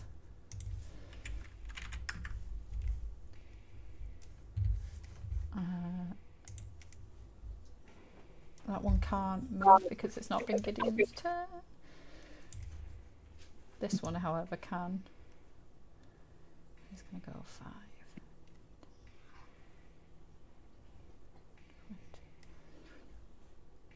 To here. Jesus. But it cannot reach you. Oh, thank God. Aragon. Right. Seeing how this tree is trying to come through the wall at the moment, and let's see, I am going to walk around to here and shoot it Yeah. as it's heading on in. And that's the wrong thing, but the right modifier. So a 25 to hit. Yep, that hits. For 14 piercing. Okie dokie. And then bonus action to reload the longbow for the time being. And yeah, that'll be my turn there. Okay. Gideon. Gideon goes, "Ah!" And Is that your entire turn? Just going, oh yeah. And I'm going to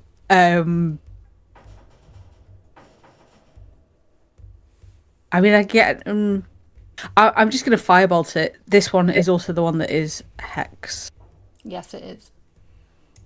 Oh no! Does that hit? It does not hit. I'm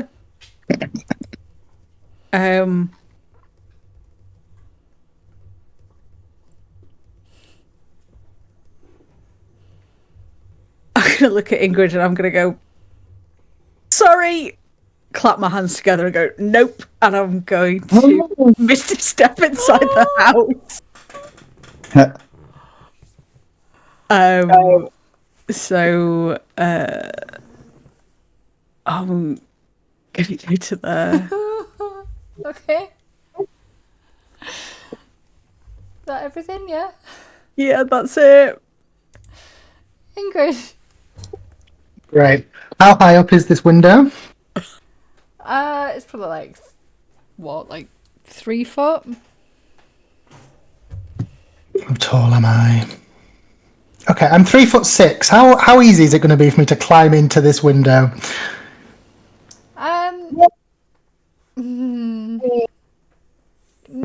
Not super easy, but not impossible. Right. I'm gonna whisper a silent curse to Gideon, and I'm gonna say, "Wizard, get out of the way!" And I'm gonna cast guidance on myself Yep.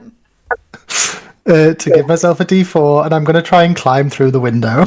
Sure. Be athletics, I guess, because she's trying to clamber up, right? Yeah.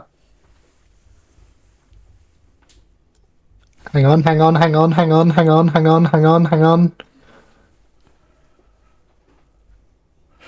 That's a 10. Yeah. You kind of I like, mean, you'd have to pull yourself up with like your fingertips, right? To like try and like pull yourself in. And you just do not have the strength that you need to kind of like be able to pull yourself up. You've got no kind of feet grips on the outside to be able to help you get up there. So you Yep. just kind of scramble at the window for a little bit. Yeah. Druid kind of turns to look, and he's like, okay. Great. Okay, great, wonderful, marvelous, fantastic. I'm going to bring my bonk to me, Yep.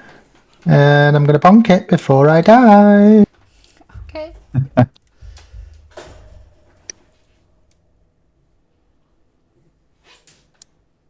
23 to hit. That hits. 8 damage. Nice.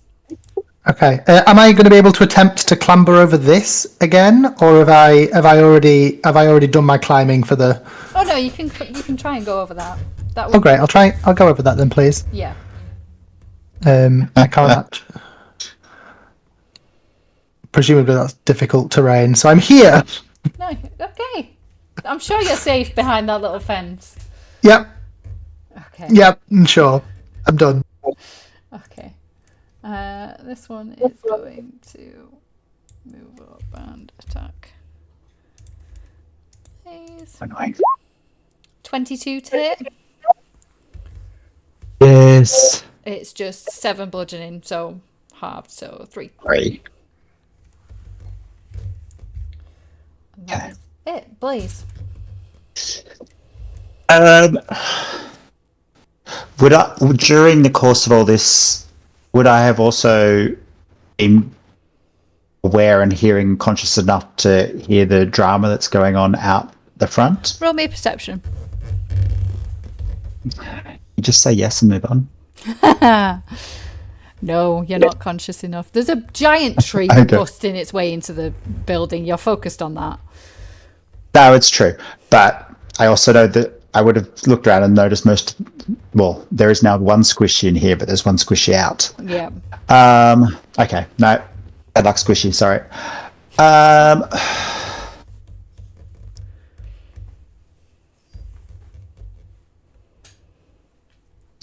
What did you do?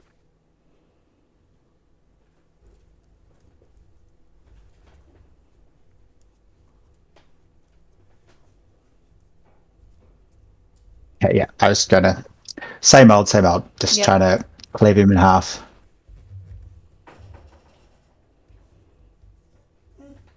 Does 23 do it? Yeah. 12. Yep. Still there? It's still Okay. Okay. Same. Repeat. Yep.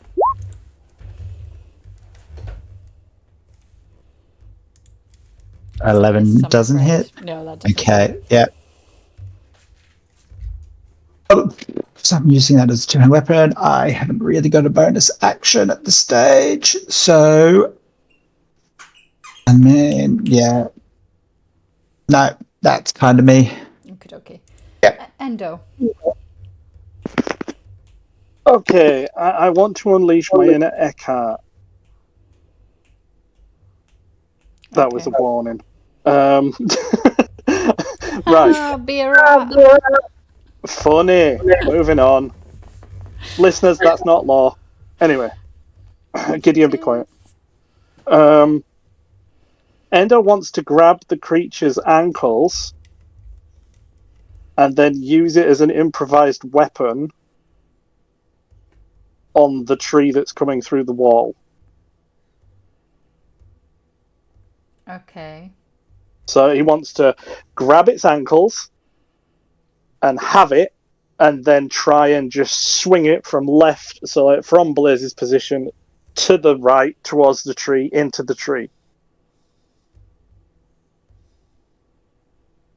Okay. How's that possible? I mean, I guess. Well, you're gonna have to do a grapple check to start with. Right. Do I do a So chance to strength. hit to grapple, or just a straight grapple? Just a straight grapple. Right, okay. I do get advantage because I'm in implacable stance at the moment.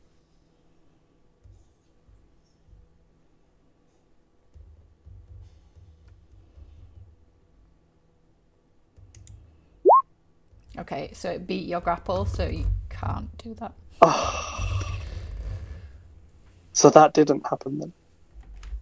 Oh well. No, but you attempted it. So you attempted to grab it and then failed. Right. Well, that is it because I didn't use an attack first prior to Yeah. wrapping it. So I'm gonna say Endo moves forward, restamps his feet, and engages his implacable stance again, Okay. and gets ready to attack anything. Okay. Idri is going to. Idri has been looking outside and saw Ingrid scrambling to try and get into the building and then failing to do so. He's going to kind of like look out the window and see this one come in for you. And he is going to attempt to help.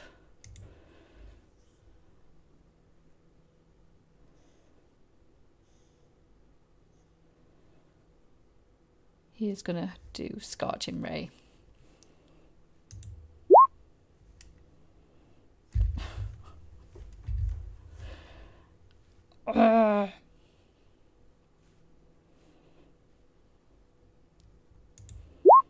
The suspense.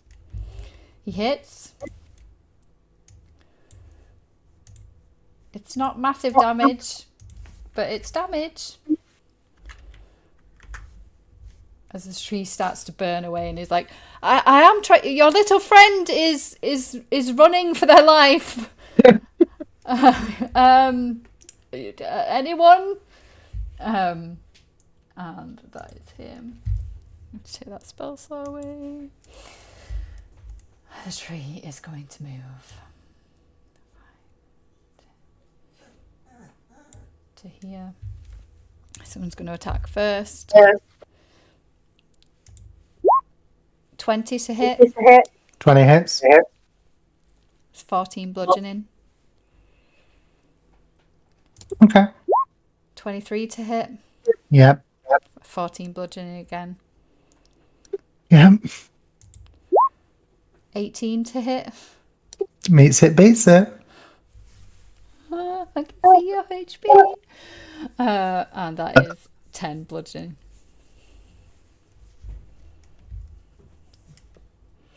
The one down here is going to bust in, step up, and go for Endo. 25 to hit, Endo.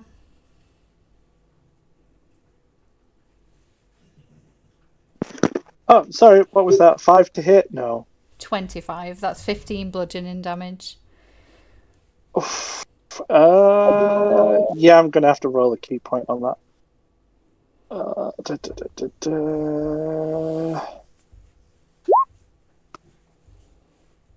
So 10 bludgeoning damage. Poof, that's a bit better. Second attack. 22 to hit. Yeah. 16 bludgeoning damage. Oh, I'm gonna have to do another key point. So 9 bludgeoning damage. Oh, it's but clenching time, people. And then its final attack. 22 to hit Yeah. for 9 bludgeoning damage. Oh. Oh wow. Yeah. Yeah. Okay. Okay. Okay. Endo is looking. You don't know what's keeping him stood up. Sure. Aragon. Well, you do know. I am going to pull out my short sword and a dagger and attack this tree. Yep. So an 18 to hit. That is a hit. I'd like to hear that. For 9 piercing and 15 sneaking, 24 in total. How would you like to finish this? I've seen it attack Endo, and I'm just jumping in and just stabbing it straight through where I assume the heart is, and then flashing through it to the other side.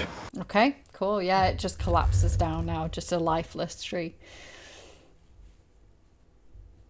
And then I will turn around, and having heard Idril shout about Indrid, I am going to run. Let's go to that's 2, 3, 4, 5, 6, 7. That's my 35 movement normally. Yep. And then bonus action dash through into the outside. Yep. So that's 1, 2, 3, 4, 5. And yeah, I'm gonna end my turn there. Okie dokie. Gideon. I am feeling bad about leaving Ingrid, so what I would like to do... Oh no, not draw. Measure. That was what have I just done? Why did I do that? Didn't mean to draw a line. Apologies, I meant That's to alright. measure one. So I'm going to cast Lightning Bolt. Yep.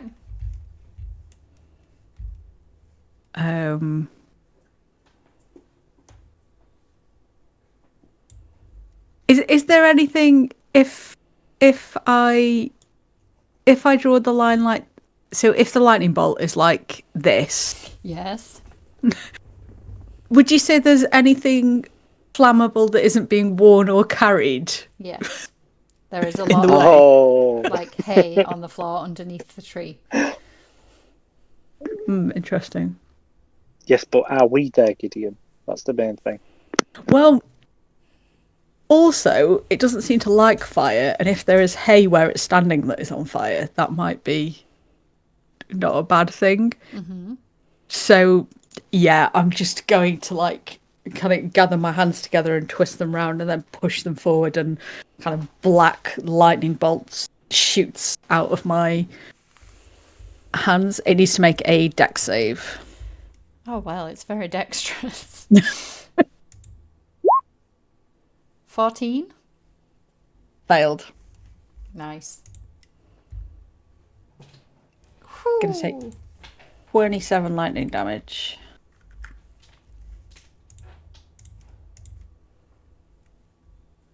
Why does the one have a blue dot? Oh, is it still hex? Oh, it's hex. Yes, it takes extra hex damage as well. Lovely. Nice. So your lightning, how does that finish it? I think the lightning shoots out of me. I think it goes like straight through the tree and the branches start to crack, and then the hay underneath it where it's standing kind of catches fire, and the flames just like it like races up the length of the tree, and it all just kind of it just kind of immolates it and burns it up, and it Nice. just turns to ash. Very nice. Anything else? Yes, I would like to run to the window and be like, Ingrid? Ingrid! Are you looking out of the window? I am looking out of the window. Okay, then you would probably see poor Ingrid collapsed on the floor. Am I not hidden underneath the fence? No, probably not. I know you're tiny, but you're not quite that tiny. Is it like 1/5 cover? Like, Ingrid, are you okay? Maybe just move away from the flames. Oh no, the flames. Oh, okay. Ingrid, can you whisper me, please? Of course I can. Oh, dear.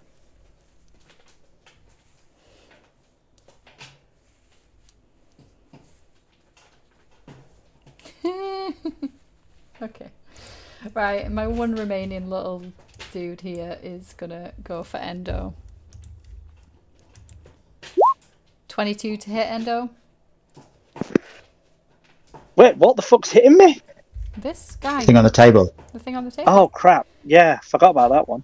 Yeah, 22 yeah. hits. Yep, that's 13 bludgeoning damage. It's not. It's that drops Endo like a sack of potatoes. He's just Okay. and Endo is at 0. Okay. Blaze. Oh, that's a bit of a shock. Just seeing Endo go down. Yeah. I'm probably still staring at the floor for a couple of seconds. Like, did that just happen? Not what you want to see, friend. And I look back up at the little thing on the table, like, what? There's a few up and down stances before I like snap out back to reality, and then just like jab at it with the glaive. Oh. Double jab. Double jab. Nope. You're too distracted, right? You're like, what the I hell? kind of am. I mean, I'm like, that just doesn't seem normal.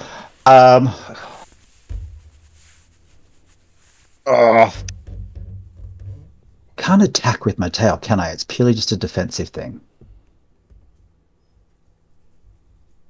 Attack with. In No, peace I form, can, but you get a bonus yeah, action. yeah, of but I 1d4. can, but not as a bonus action move. Yeah. It has to be its own Right. move. I should have done that because I'm sure the machine just wants me to roll attack with something different. Because that's how computers work.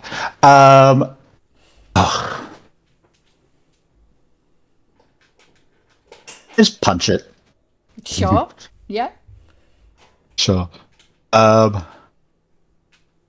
my god. On that, you got you. Right. What's I your got max punched. damage? Another strike is 3. Okay. So. And then your rage. Okay, it's looking really ropey, but it's still standing. Right. Yeah. That's me. Okay. Endo, can you whisper me a death save, please? Bear with us a second, because I just need to remember how to do that. It's been a while since I've ever been on death saves. No disrespect All right to for anybody. some. Man walks around with 80 hit points. All right, give me a break. Where is it? It's in the Beyond 20. Do I click Beyond 20 and then go to the And then go to whisper. thing? Go to the little thing. And where does it say whisper? It doesn't say whisper. I'm getting It's like a scared. drop down. There's nothing there. At the top, it says whisper rolls, never whisper, always whisper. After. No. That Oh. one on there. When I went to Beyond 20 and clicked it, that didn't come up. Ah, there we are. Whisper rolls. I'm just going to put always, Yeah, that's fine. just because. And then, where do I roll? It Oh, should be, there we are. Yeah. Right, roll.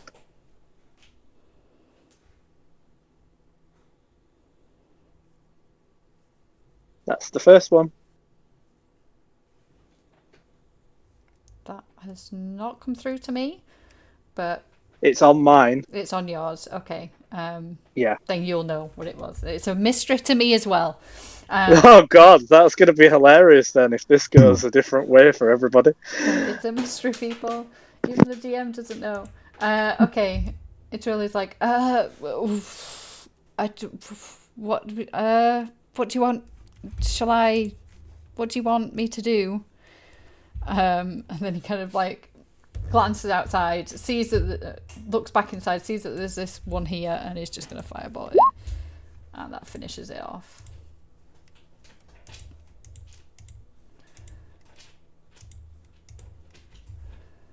We are going to stay in initiative while people are still rolling death saves. So, Aragon.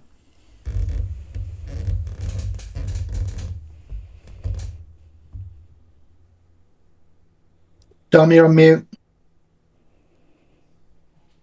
It's doing a Roz. I mean, that is just typical me, that, to be fair.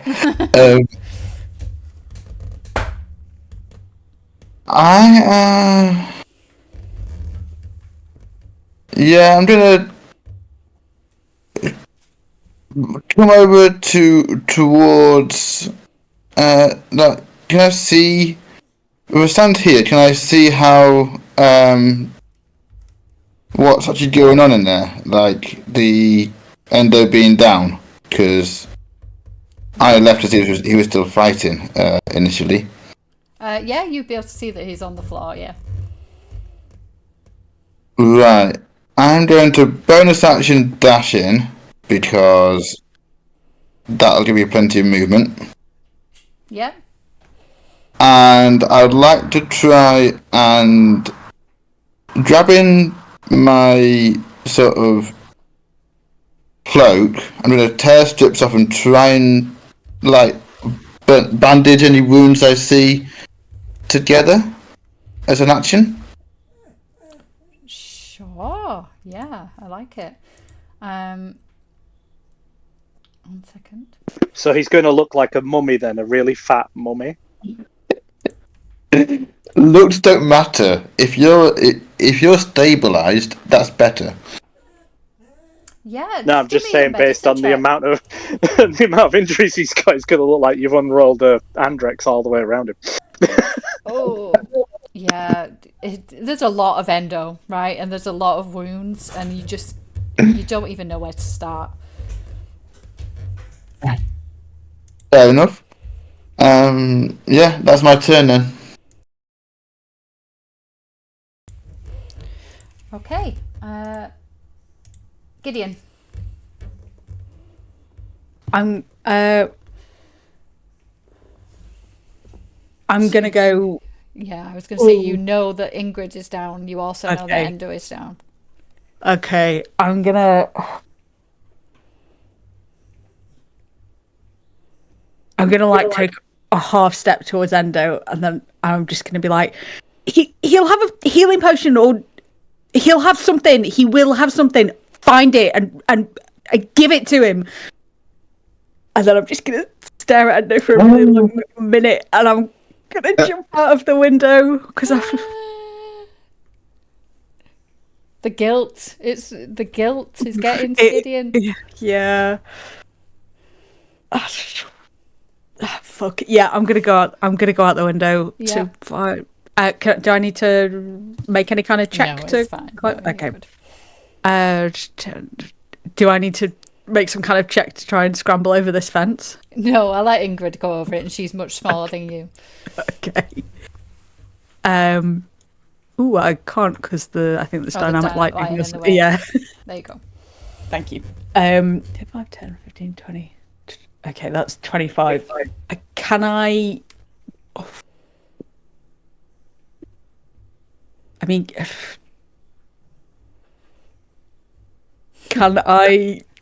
I mean, mechanically, I know that I can make a medicine check. Can Gideon just try and like see if there's any way that I can kind of stabilize her? Does it look like I could, if she's got like a wound or something, that I could try and like stop it bleeding? Or, I mean, Gideon haven't got any healing magic, so I just want to try and at least make her stop dying if at all possible. Yeah, you can make a medicine check. Thank you. I was trying to justify it in narratively. Yeah, okay, yeah. So as you look, you're kind of like, she's only small, right? You can find it. It's not like looking for it on Endo where you can't find any wounds or anything. And you manage to kind of patch it, you like rip a little bit of your cloak off, like patch it up, like tie it around to try and stem the bleeding. Ingrid is stable and breathing, but isn't awake. Okay. And then I'm going to... So I went 5, 10, 15, 20, 25. So I'm just going to be like, you'll wake up eventually. And then I'm going to try and climb back over the fence. Thank you.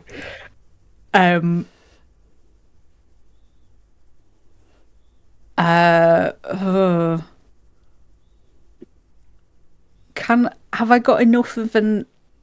I can kind of just about see inside the house. Okay. So I'm gonna clap my hands together and go, Endo, nope. And bonus action, Misty step back inside the house. Okay. So you land on this bookshelf here. Yeah, I think so. Just like crouched on the bookshelf. Like Yeah. a golem. Yeah, there's like all the shadows seem to like coalesce together for a minute, and then like Gideon is there crouched on a bookshelf. Not creepy at all. No, and I'm just gonna be like, find something, find the fucking potion or something, help him. That's my go. Okay. Ingrid, you are stable. Blaze. I'll glance over at Gideon and just be like, yeah, calm down. And then I will search Endo. Yeah, sure. Roll me an investigation. Yeah, you got it.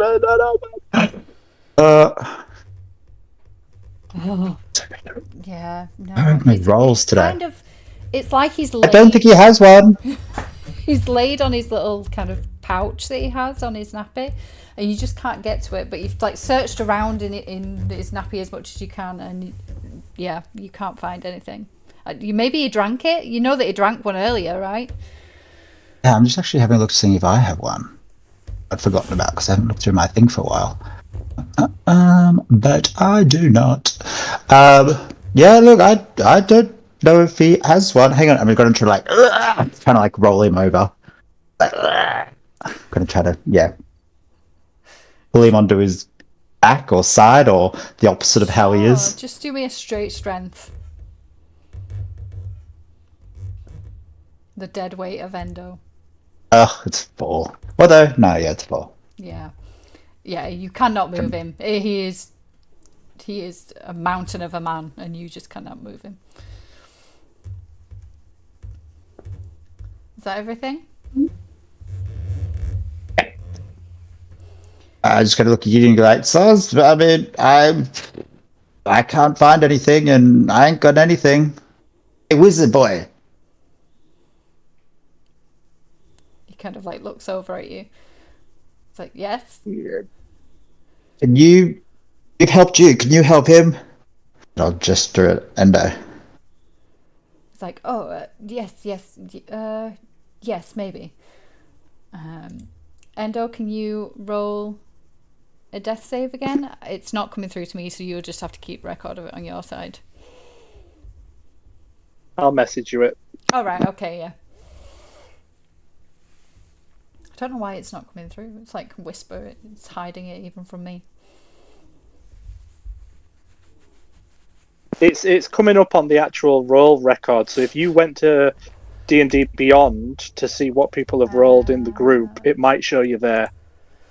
Let's have a look. Nameless.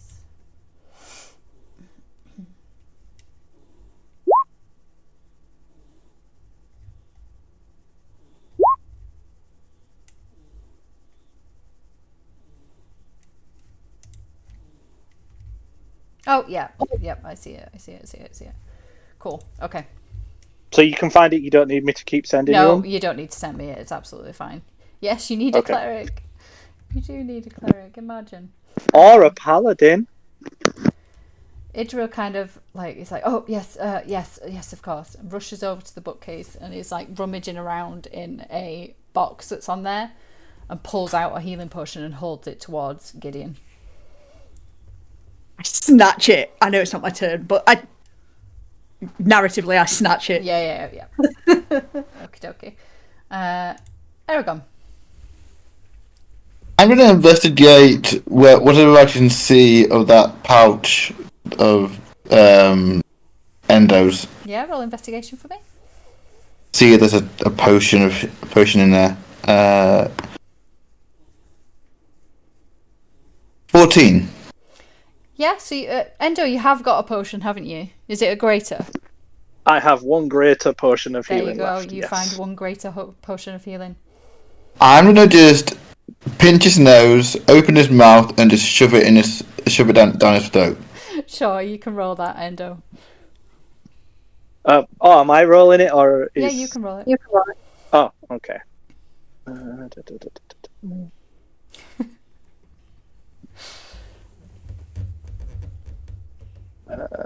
There it is. Sorry about this. Sorry, Han. Are you saying sorry to me? You're alive. That's all I care about. Oh, No, just because of the stress. you're still whispering, Oh. but you are alive. You have. Yeah, I am alive. Yes, You are alive. 17. So, yeah, as soon as you pod this down Endo's mouth, Endo just goes, Tide! Oh, and then he just sits up against the wall that's just to his left. Just blood everywhere, all down his face. Cool. Gideon, I'm assuming that you would, on your turn, make a run and give Ingrid a potion. Yes. It was Yes. just a normal potion of healing. Okay, so what's that? 2d4 plus 2? 4? 4? 2, I think. 2? 2. I thought it was just 2d4. I don't know. I've not used healing potions in a while. It's definitely plus something. I'm Googling. 2d4 plus 2. Plus 2. We both Googled. We can use Google. We're good like that. So, yeah, like, Endo's just sat there on his little boat, and he's still trying to figure out what's going on, and then all of a sudden Gideon shoves another one in his mouth, and he's just like... No. She's No. taking it to Ingrid. Oh, sorry. Oh, I also thought it had gone to Endo. Oh, No. Yeah, I thought... No. So like seeing that Endo is now okay, Gideon marginally calms down, marginally. But I think she is smart enough that seeing that she would realise the other potion needs to go to Ingrid. So Yeah. I would then go sprinting outside back and do the same to you, Ingrid, but I think a bit more gently, probably. So just try and like prop you up a little bit and kind of pour it into your mouth, not in a way that is gonna like you feel like you're drowning when you wake up.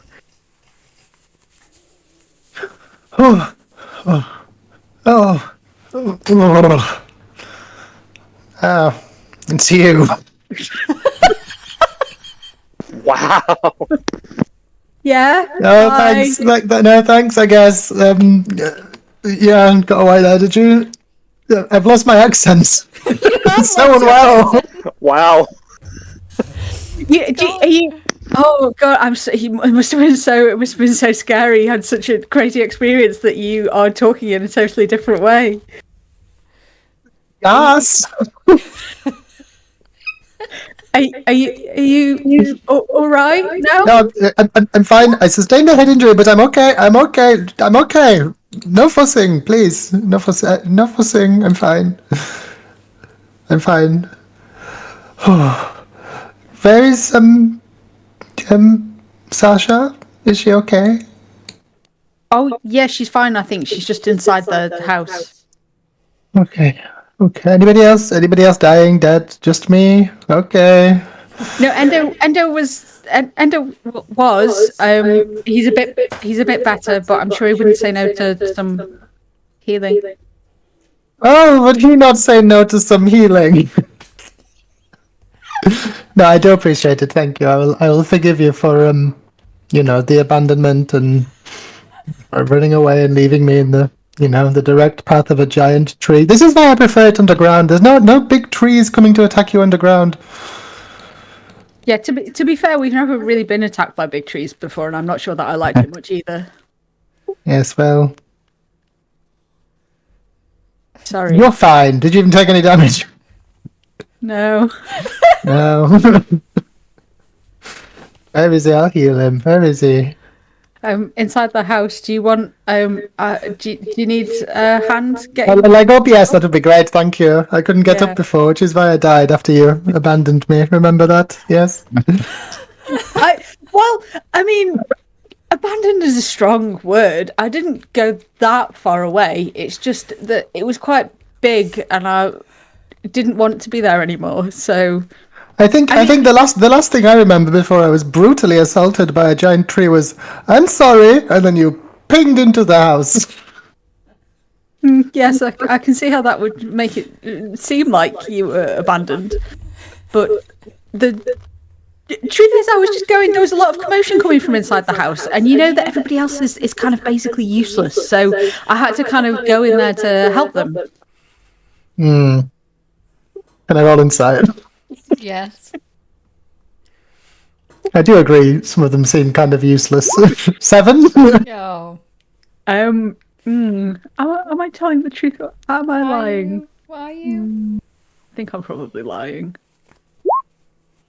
Hmm. That was a bad roll for Gideon. Yes. I suppose you get it. Fine, let me in. Help me up. Yes, I'll help. I'll help, and I will help Ingrid to climb through the window as well. Between the two of you, you managed to. Ingrid's on the light, right? So you managed to give her a bit of a. Oh, yes. Not great in here, is it? No. Who needs healing? The bloody man?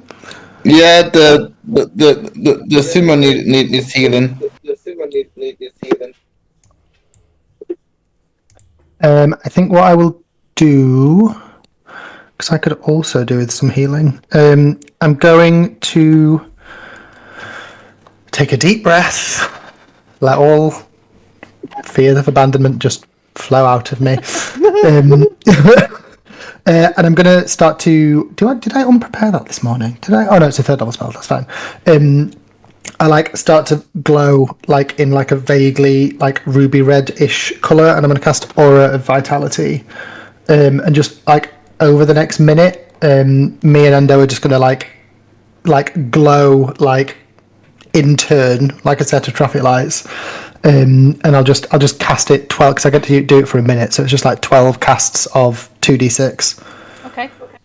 So Endo, if you just want to roll 12d6, that'll be a healing. Oh wow. Presuming nothing attacks us in the next minute. I'll roll Idril 6. is no.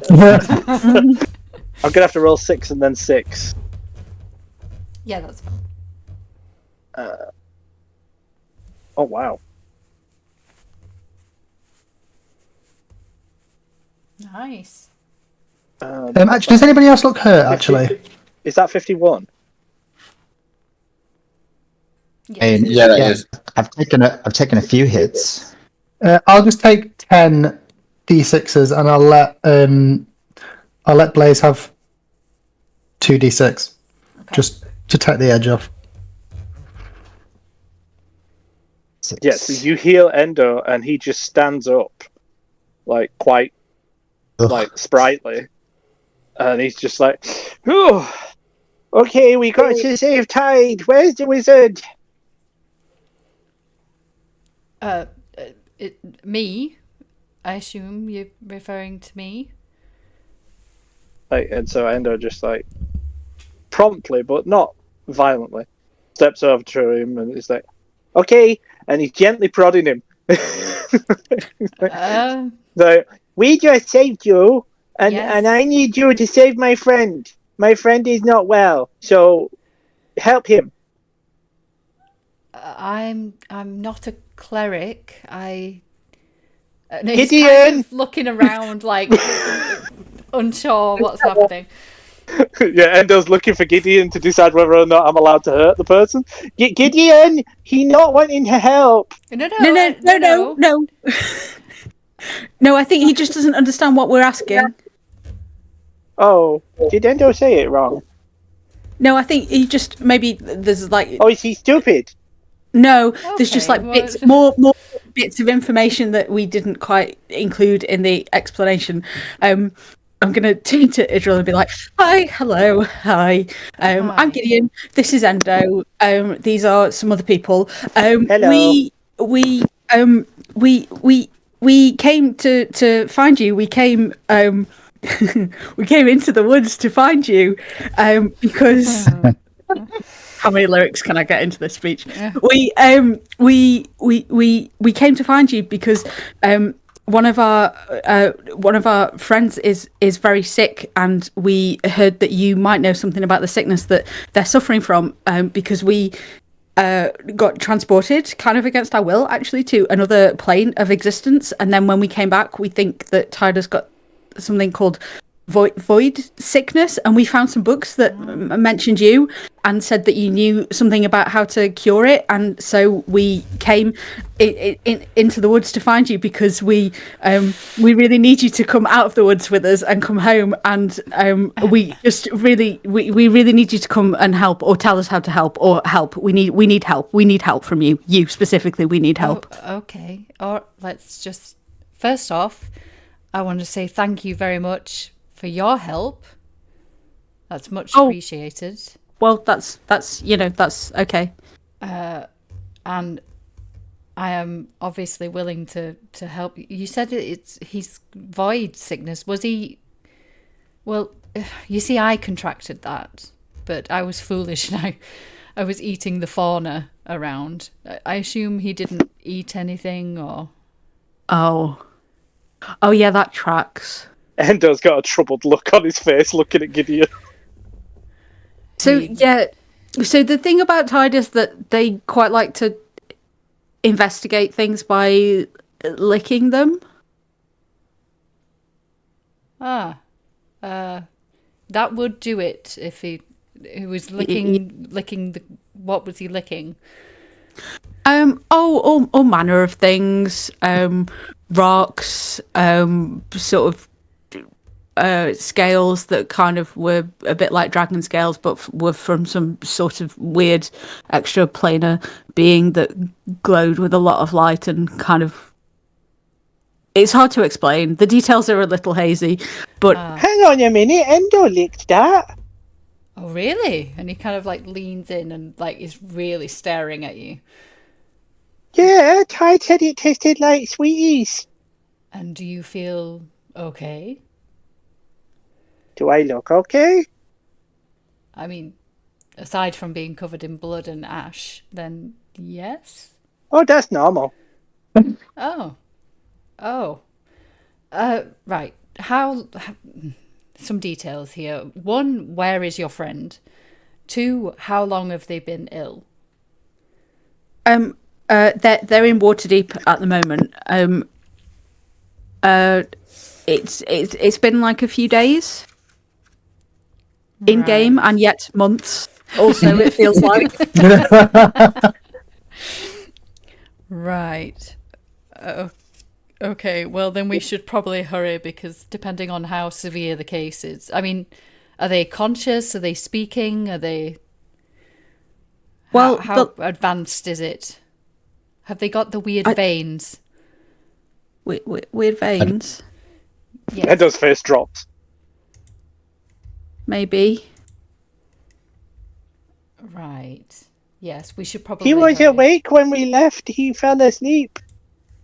I remember because we said goodbye and he was tired. Right. But we should...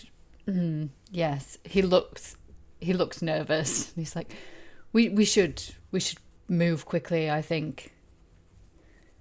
Okay, well, if you come back with us to Jilkoon, and then there's a cart, and they can take us back to Waterdeep. Yes, of course, yes. I was going to say I'll just lock up, and he kind of looks at the big gaping hole in his wall. He's like, I'll deal with that when I get back. Yes, okay, yes, let's go. I'm with you. Like, how much? What race is this guy? He is a high elf, I believe. Yes. Oh, he's one of them.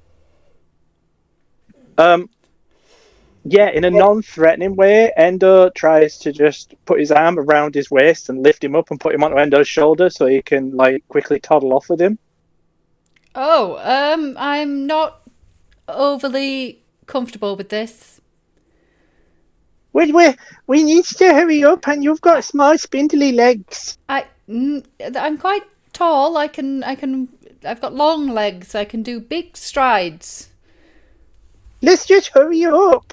I agree. I completely agree, but I would prefer to move of my own volition. Is that okay? And he kind of looks at Gideon. Yes, that's fine, Endo. Come on, we need to go back into the woods without delay, but we need to be careful not to lose the way. Come on, people, everybody, please, we need to get back. Endo just turns to him and he's like, If you get slower than me, I'm gonna pick you up. Now, come on. Okay, I won't get slower. That's fine. And he kind of... Yes, let's go. Yeah, Opportunity is not a lengthy visitor. Oh yes, Roz. Oh. Anyway, yes, you head back. Idril knows the way, so you don't need to make any survival checks or anything. He is just guiding you back to the town, where your cart is still waiting for you. As you kind of approach, he kind of like wakes up and he's like, ready to go? Are you? Yes, please. Quickly. Post haste. Oh, we're going fast, are we? We are. Endo bangs on the side of the car. You think, you better move very quickly. And he kind Don't spare the horses. Don't spare the horses at all. You don't have to tell me twice. And he kind of whips up the horses and you speed out of town. Like a few of the little half things that are on the road. Are we on the cart? Yeah. You have to duck out. No, he's just leaving. He's like, goodbye. Get to there as fast as you can. Phoom, he just zooms off.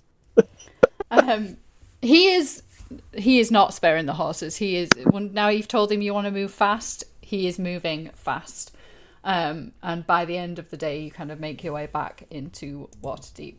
As you arrive, Idril is like, okay, where's your friend?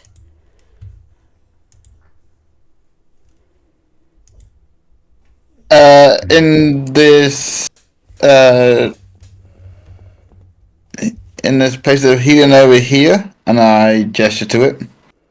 Yeah, Endo just gently grabs his hand and starts dragging him towards the location. Say, this way, come on. Okay, yep, okay. As you arrive, the doors are open to the hospital, and there are people kind of milling about. Idril's like, yes, where, which room? Endo just takes him, drags him straight to the last room that Tide was in, that he knew of. Oh, we should ask somebody, because I asked them to put Tide in a very expensive private room. Oh, okay. Tide! Where is Tide? Somebody tell me where Tide is! Now! One of the nurses kind of like turns and is like, okay, if we could just quieten it down a little bit. This is a house of healing. Where is Tide? The pussycat. Where is he? Oh. What do you mean? Oh, where is Tide? And she kind of like gestures into a little room off to the side. But Endo's just looking really strangely confused. I'm gonna go with her into the room. Okay, where is Tide? As you kind of follow her in, she kind of shuts the door. She's like, Wait, why are you shutting the door? Where is Tide? I think Gideon is just. I think Gideon knows what's happening. Endo has no idea. He's I like, think she knows what? what's happening. What's going on? Where is my friend Tide? Tell me now. There's no easy way to say this, but What do you mean? I'm afraid it's too late for your friend. No. What do you mean it's too late? We tried everything. There was just No, we left him here. We've got the person to help. Helps him. How recent? it was. What do you very mean shortly recent? after What's you went. recent? You What? No. I'll leave you to yourselves. Feel free to stay in this room as long as you need. What? No. But where's Tide? Endo. Like he shoves Aragon out of the way and he's just looking at the woman. Where is Tide? Take me to Tide now. If you insist. And she kind of like heads out and heads downstairs. He grabs the wizard and he's like, "This way, wizard! Come on!" Idril is kind of like looking at Gideon, obviously, because he understands what's happened. He's kind of like, yes, of course, I'll come with you. She kind of leads you downstairs through lots of different corridors, right to All the way down the stairs and the corridors. He's just going, "Tide! Tide!" and she takes you into a little room, and there is somebody laid on a bed with the cover over them. Endo just bursts in and he just slowly uncovers the cover. And he's like, "Come on, Mr. Wizard!" And he grabs his hand and he puts his hand on his little head. It's like, "You can fix him." I don't have the. I'm afraid it's too late for your friend. No, it's not. He's just asleep. Because he fell asleep when we left. We just needed to find you. You said you had the sickness. You can help him. And Endo. What? I think we need to say goodbye to Tide. I said goodbye before we left. No, helped him. He's there. He's just resting. I don't think he's gonna wake up, Endo. No, he's going to wake up when the wizard man helps him. That's why we went there. Yeah, it is, but sometimes don't always get to be the heroes and do the right thing. But no. He's there, Gideon. He's fine. Look.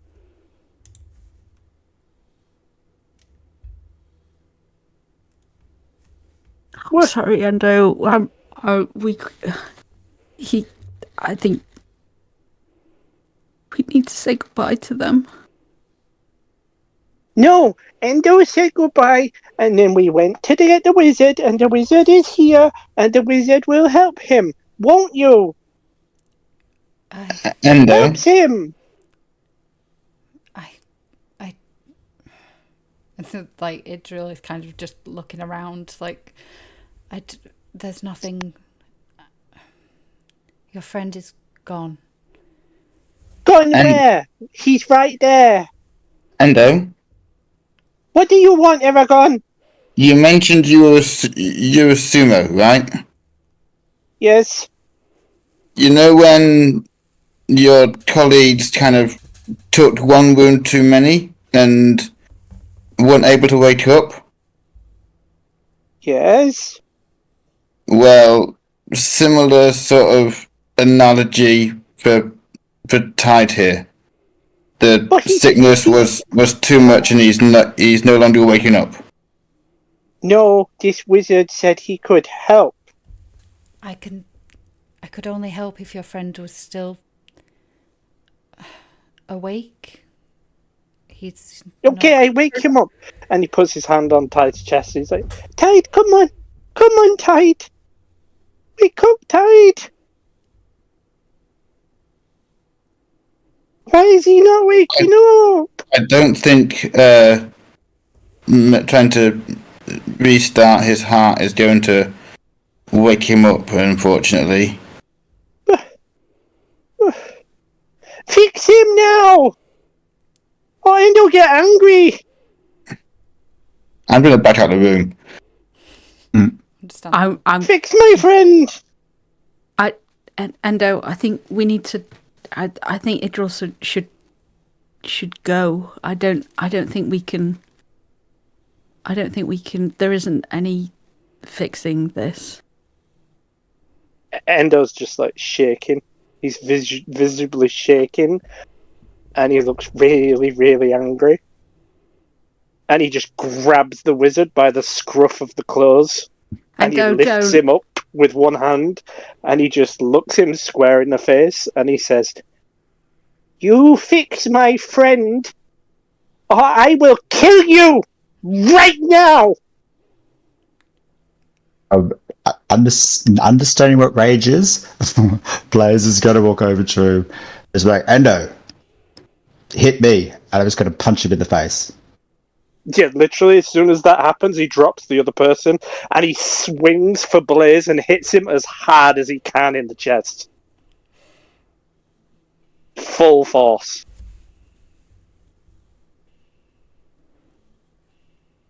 And then starts picking up furniture and smashing it and throwing it against the wall, hitting the wall, and just shouting and screaming.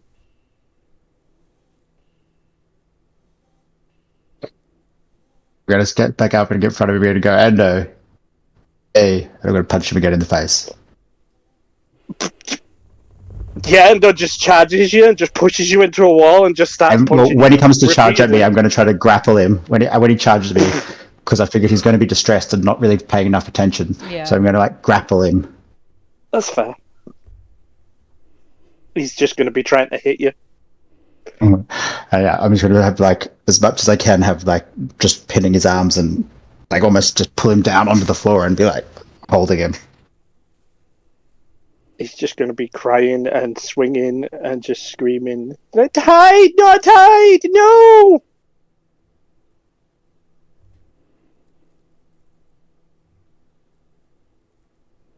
And he just gives up and lays there, crying, not making eye contact with anyone. Okay, buddy. In there. I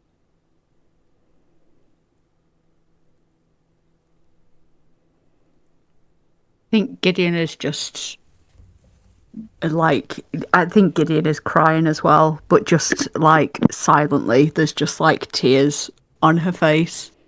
And I'm just gonna go over and just put my hand on Tide's shoulder and then just lean down and kiss their forehead, or whatever the equivalent of a forehead is on a tabaxi, kind of between forehead between Tide's ears. And then I'm just really kind of gently and softly, I'm just gonna, did you say that they were covered with a sheet? Yeah. I'm gonna pull the sheet back up so that it's over Tide's body, and then When you try to do that, Endo reaches for your arm, even though he's laid on the floor, and he's just like, no, don't. It's okay, Endo. It's alright, we... Tide lives on in our stories.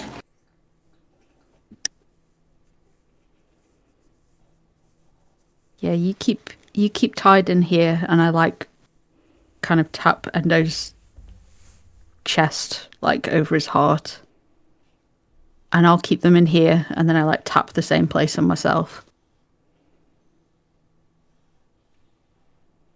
and they won't be forgotten. Endo I looks heard kind of panic. Tide. Endo can't speak.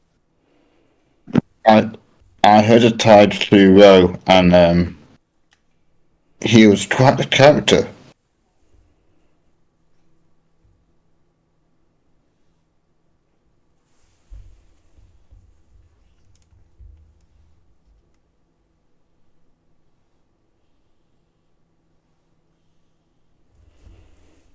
Idril is still kind of stood there, looking absolutely terrified. It's like, I'm very sorry for the loss of your friend. I wish I could have got here sooner.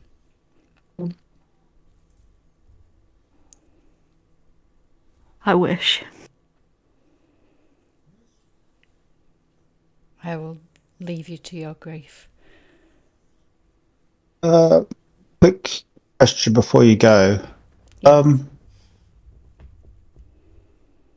Can you teach us or one of the magically inclined people what you would have done in case we find ourselves in a similar situation in the future? I can. It would take time to do that, and I'm not sure now is the right time. But where do you live here in Waterdeep, or? We're based in Daggerford, but we have friends here in Waterdeep who we sometimes stay at. Or Skull Manor? Right. Well, I can find you in Daggerford. I need to try and sort the mess out at my home, and then I could come to Daggerford, spend some time there, and help one of you. Are any of you a wizard? Unfortunately, I don't think. I'll let round go. Gideon has her abilities. I have limited abilities.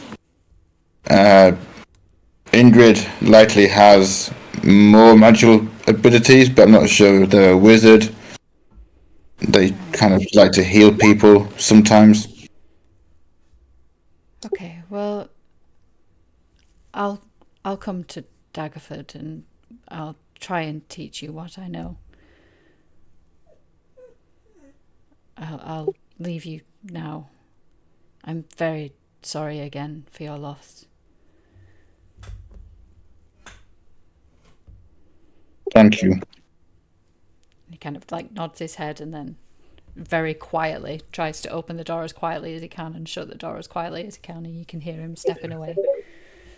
I think Ingrid also kind of comes up to you all and is like, would you like a prayer for them, or would you like some peace for a while? I'm sorry.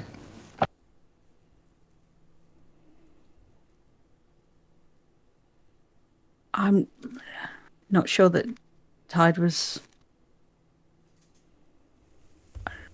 Pray if you like, but I'm not sure that Tide needs you to. I'll give you some space. And I think Ingrid kind of backs out with Idril, and gives him a bit of space.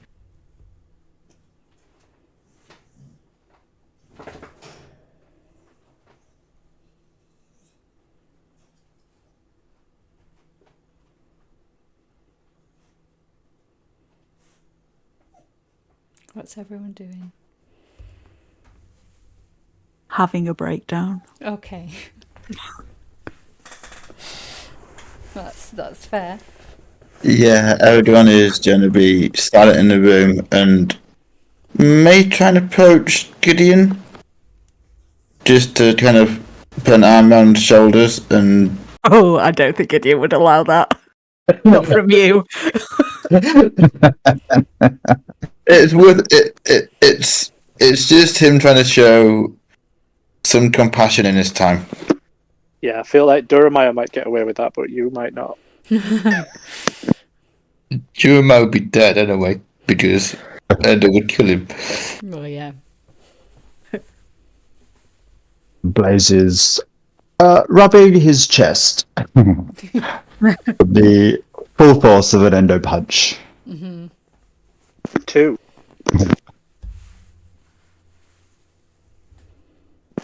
Endo is. He's just slowly stood up after Blazes, I assume, gently let go of him. Yes. And Endo's just. There's nothing in his eyes. He's staring away at nothing. And he's non-verbal.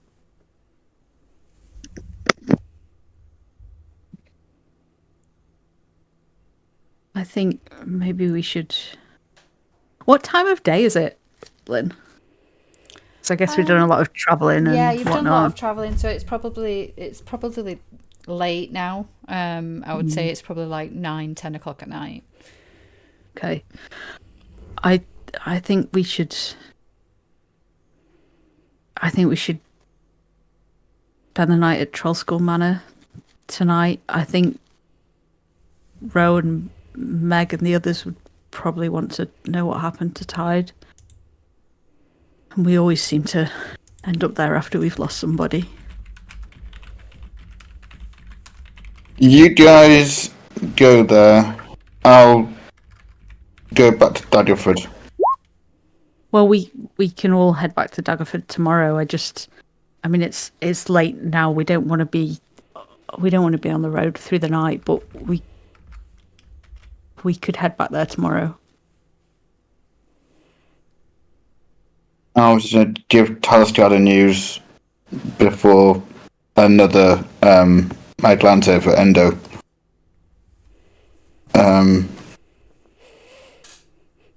Fit happens.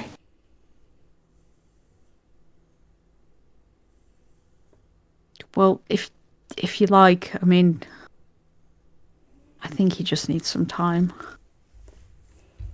And I think you would all notice that I think, like, Gideon is right next to Endo, like, and kind of maybe, like, looks a little bit protective, like she's kind of there for anything that he might need.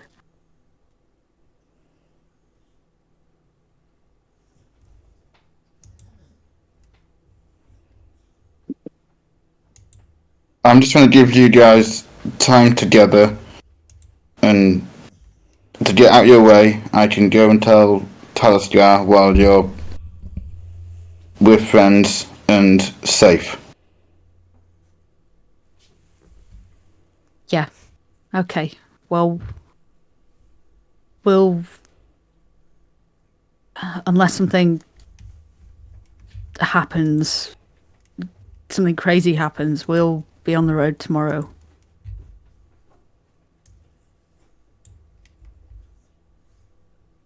Endo? I like crouch down in front of him and try and find his eyes and get him to look at me. He's looking straight at you, but it's like he's looking through you.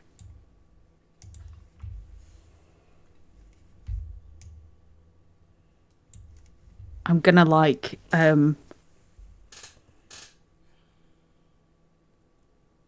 just gonna hold your hand and be like, Endo, we're gonna go and see Meg and Ro, okay? Do you want to say goodbye to Tide? Endo he just turns around and whatever Tide is laid on, he just sits next to it and reaches up and holds his hand and just stays there.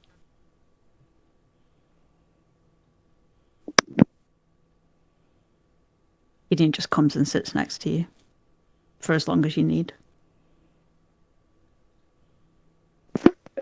nothing could move Endo right now.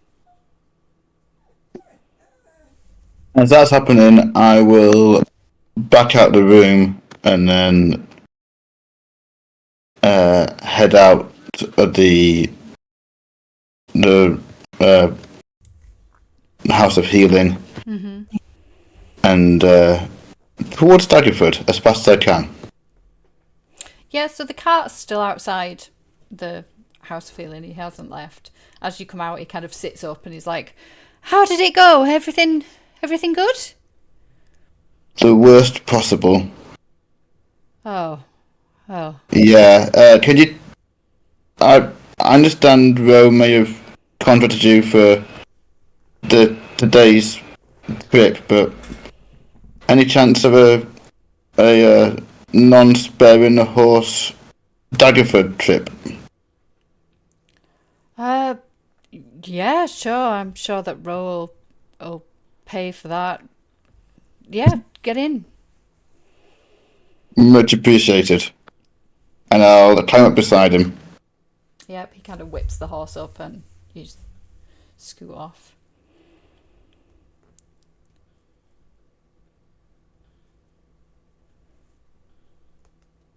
What's happening in Tide's room? It's been a little while now, so... Endo, are you moving? Endo's firmly holding Tide's hand and he's not moving.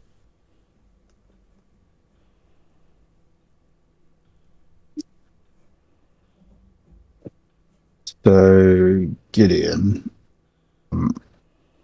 Yeah. what's the standard procedure here? How do you know who we need to contact? What we do? Tide's body. Is there a church that he was affiliated with? I mean, I've certainly a number of people, but I've only ever had to deal with the death of loved ones once, and I was too young to know what actually happens. Well, this isn't the first time we've had to deal with this, unfortunately. But I think with Adria, I think we took her to a temple that was part of Endo's order, actually, or linked to the god, maybe. That religion isn't really my thing, and I'm not so sure it was Tides either. I mean, they were kind of spiritual, I suppose, but I don't know that they worshipped a particular god. But maybe it might help Endo if Tide's body could be taken somewhere that meant something to him. And it will probably also meaningful that then he and Adria are together. Oh yeah, that's yeah, I think they both like that. And I think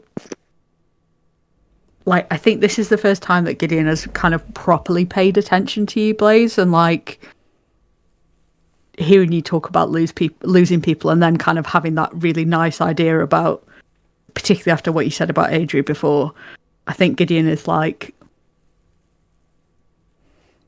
softens a bit towards you, I think, and is maybe like kind of seeing you for the first time, actually paying attention to who you are as a person.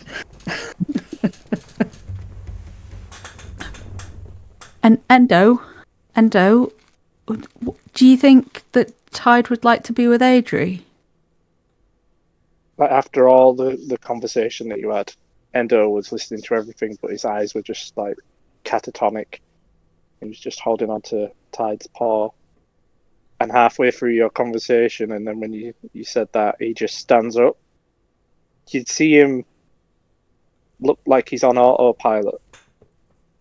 And for the first time in your entire life, you'd see him reach for a blade from Blaze's belt, and he'd take a dagger. He'd turn to Tide and gently cut some of his fur off in a tuft, and he'd stick it under his wristband, He'd hand the knife back to Blaze. He'd turn around and he'd just walk out the door as if no one's talking to him. And as he's walking past the door, he'd just punch the door and put his fist straight through a door. And then as he's walking up the corridor, if there was any people in the corridor, you would hear Endo just say, "Get out of my way!"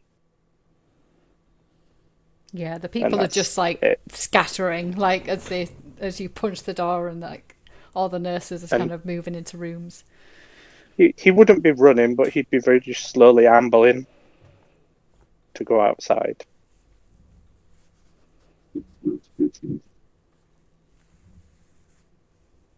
We should probably go and see where he's going. Yeah. Yeah, and we'd follow.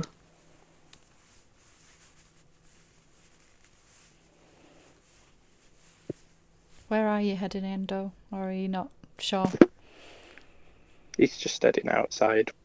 Just wants to feel the air touch his face.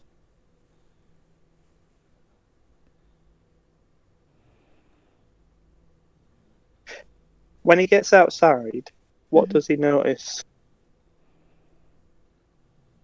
What do you mean? What do you In notice? terms of in the village, the town, people, I mean, interactions. the town is busy usually, but you are there quite late at night, so it's like 9-10 o'clock at night, so it's starting to kind of wind down. The area in which the House of Healing is a quieter area of town anyway, obviously because it's there for people to heal. They're not going to put it right next to a tavern. So there's a few people kind of milling around. Everything just seems normal out there.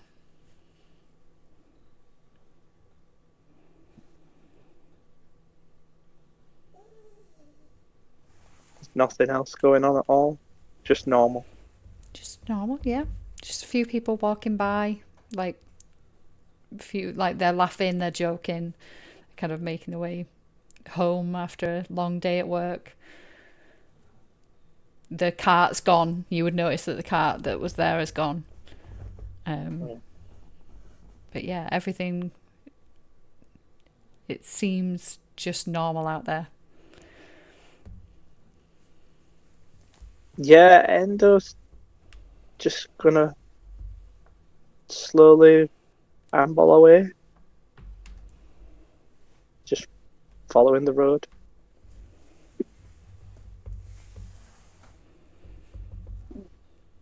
I'm going to try and follow along behind, but also kind of like steer Endo towards Trollskull Manor. Yeah. Yeah, so you're gently kind of like moving him to one side. I don't think he'd resist. Yeah. I don't think it's just the what's the word? Not the comfort, but the familiarity of walking. And I assume that we picked up, kind of went past Ingrid before we left, and Ingrid has come with us as well. I assume so. Not you. Just Yeah, I'm meekly behind, just like. Yeah, so you make your way to Trollskull Manor. You can, as you're kind of approaching it, you can hear that it's kind of full of life in there. Like Gender and Tyne are playing up a storm as always, and you can hear like Ro laughing and like Meg kind of giggling along with her as you kind of approach the doors.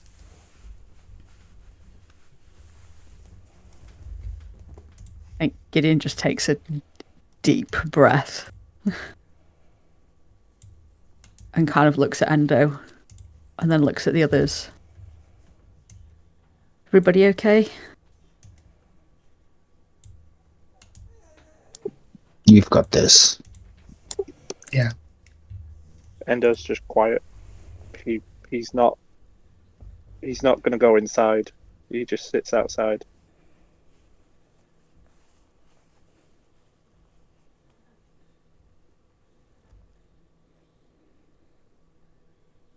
Can one of you or both of you just stay with Endo for a second? I just want to go and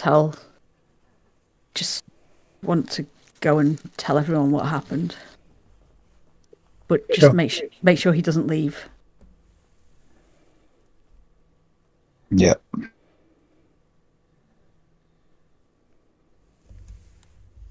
Yeah, I'm just. I think I think Gideon looks a mess. Like Gideon clearly looks like she's been crying, and I mean Gideon always looks a bit emo, but like clearly is unhappy. More unhappy than usual.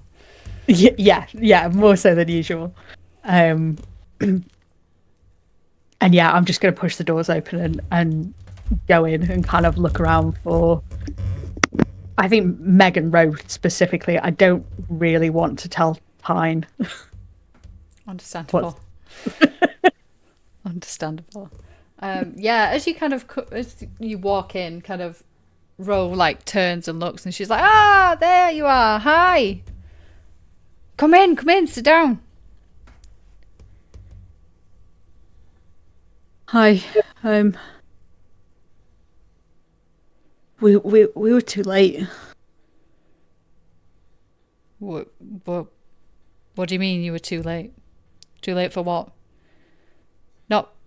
You don't mean for Tide, because Tide went and checked on him just after you'd left, and he was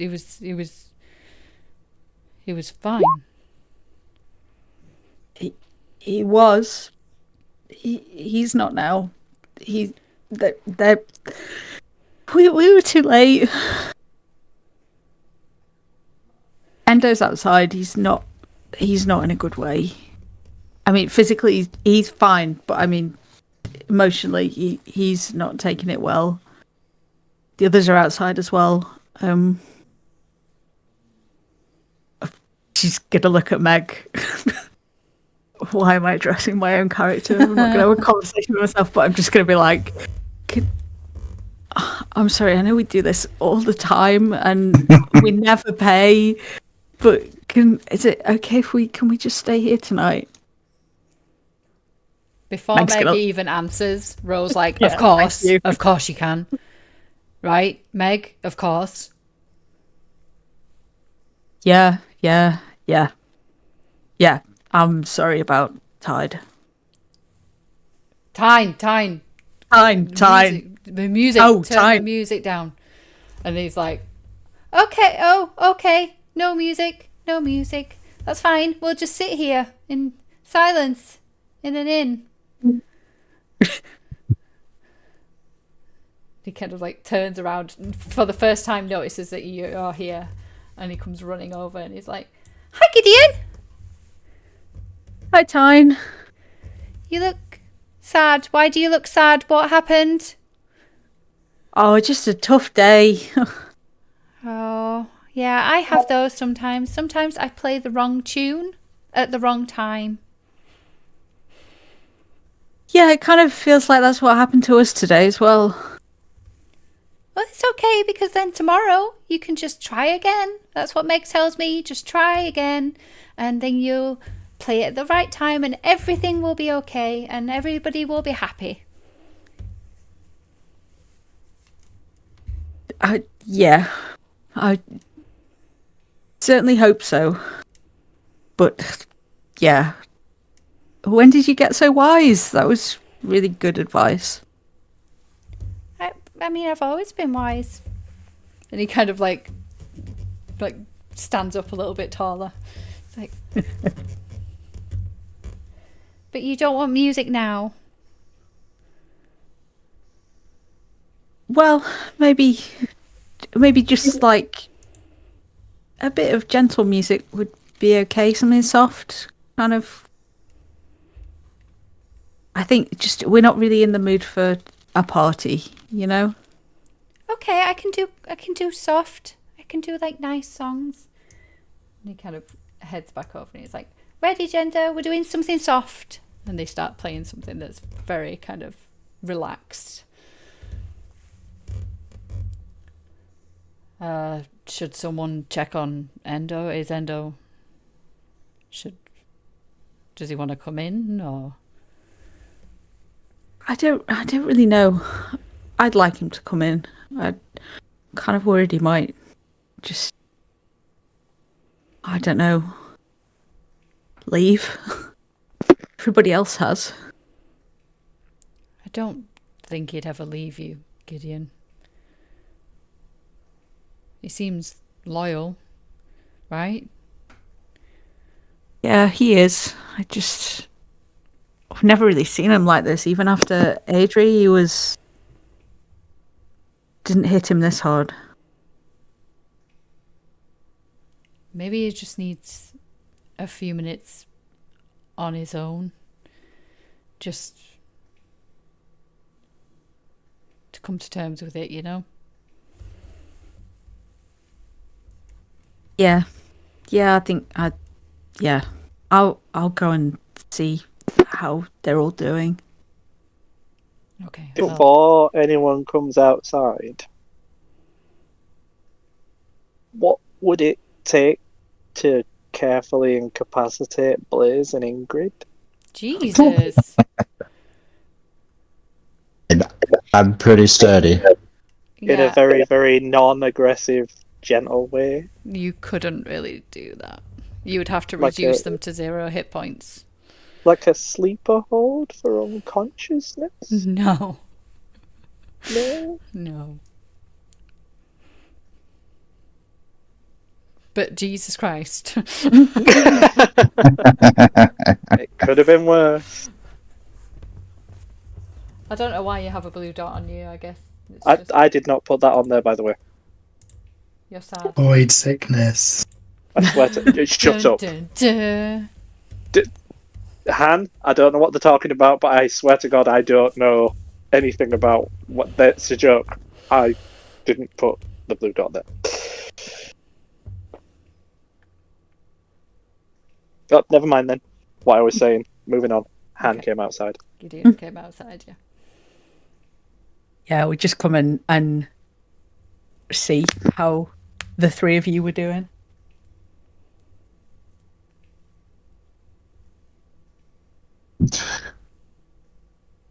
See, Can I? any change? Oh, sorry. Go on. No, you go. You go. Well, after I was going to say, can I do like an insight or perception check on Endo just to see if he's got any murderous intent? Yeah, sure, you can roll insight.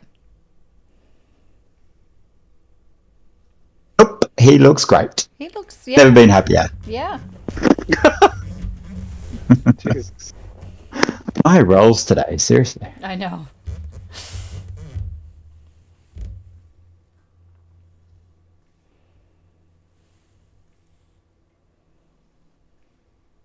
What is everyone doing? Endo's just staring off into the distance, I guess. Yeah, I think Ingrid isn't the most emotionally confident cleric. I think is just kind of just very gently patting his knee or side, and just not really saying anything, but just being present in her own way. At any moment has Ingrid or Blaze took their eyes off of Endo. Blaze probably has. He's sitting there writing in his journal. Ingrid? Yeah, I'm not looking directly at you, but I know you're next to me. Endo would try to slip away Sure, at roll stealth. a moment when people are not looking. Yeah, roll stealth for me.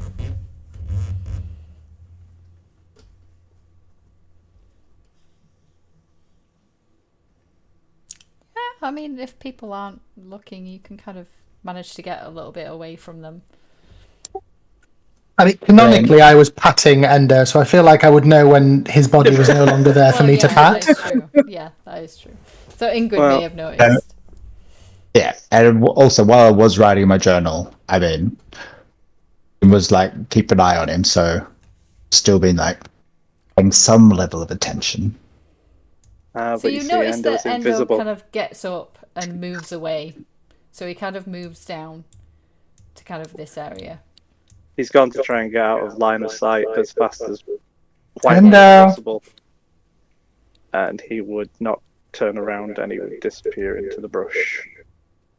Oh my god, he's in the brush. Gideon! And he would be gone. Gideon! Where's Endo? What's happened? Where's Endo? He's literally just pegged it.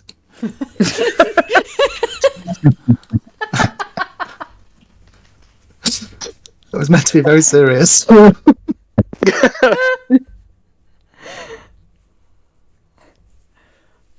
Endo? In fact, he was literally just here. And he went this way, up here. But he's very fast for a big man. He went all the way up here, very fast. You might find my token, but he's gone. He's no longer on this map. He's gone.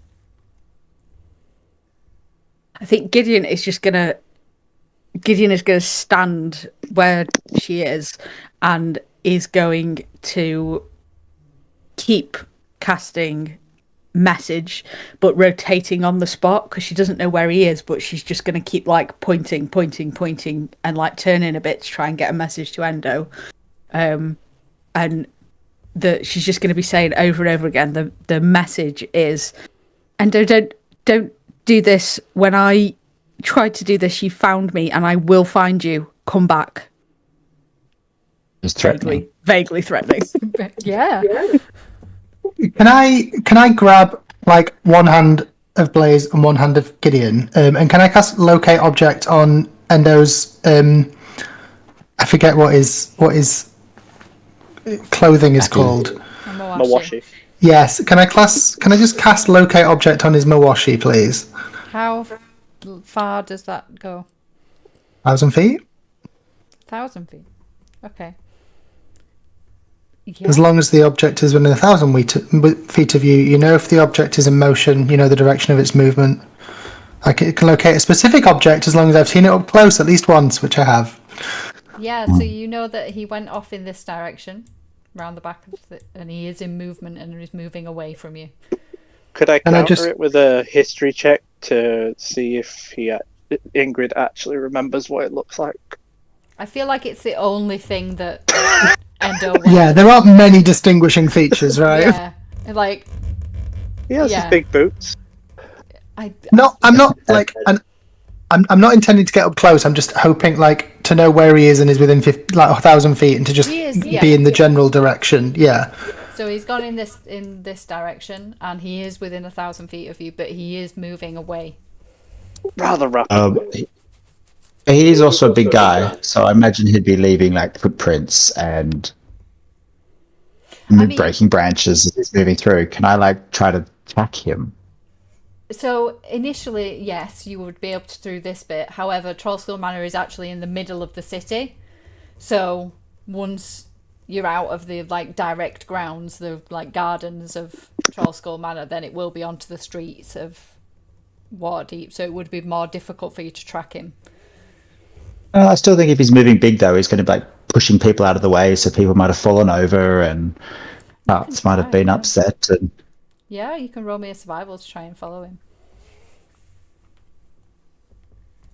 Yeah, so you kind of get not too bad. Yeah, you get like you say, you see that he has kind of broken branches and things as he's gone through the brush when he was trying to get away from you as fast as he can, and you can follow his footprints up to a certain point in the city and then they just vanish. And Gideon is going to have a breakdown. Correct. Roll for breakdown. Roll for breakdown. It's like roll for panic attack in yeah.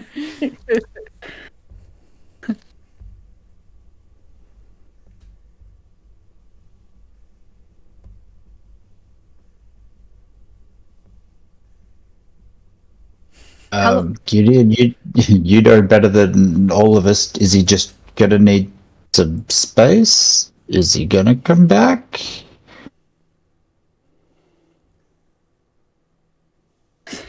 He's never done this before. I don't. He always stays with the group, and because he wants to protect us all, and I mean, I hope he comes back. I can't. I cannot go back to Talisker and say that we've lost Hyde and Endo. Yeah, she's going to be like, "Where did you lose him? It's not exactly a set of car keys."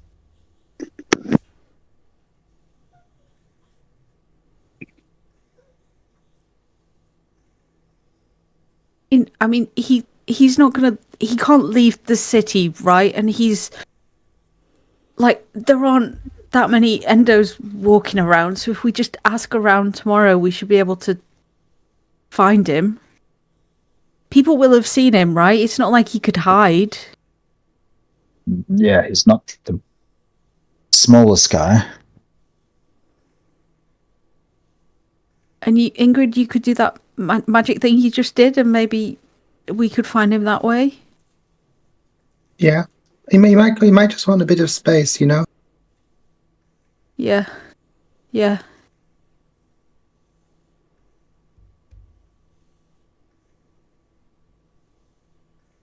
But we just have to wait and see if he comes back. I mean, at least he knows where we are when we're here. No? Yeah. Yeah, he knows the way here. He can find this place again. We've been here a lot. Yeah, we can just stay here.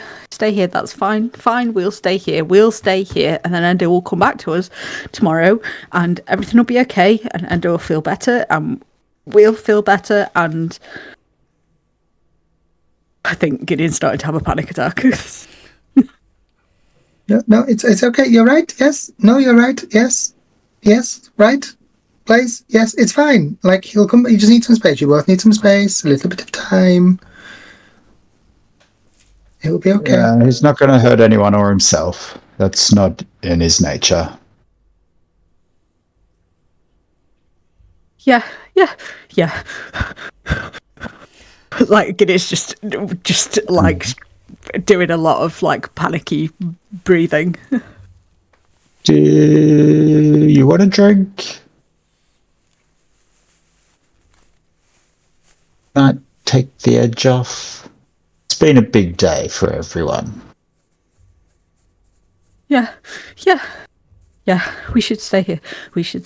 And we can have it, and we can chat to Ro. She's based here. I'm sure she's got contacts around town. Maybe she can put out feelers. Yeah, good. Yep. Yeah, we can do that. Yeah, let's do that. Gideon's just fully hyperventilated now, I think. Okay, slow the breathing down. It's okay. Just focus on you for now. We can take it one step at a time.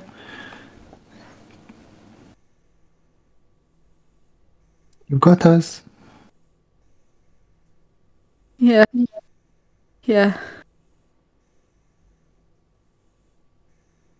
Okay. We should go in. We should stay here. Okay. Come on. Just one at a time. Oh, there's a back door. There is.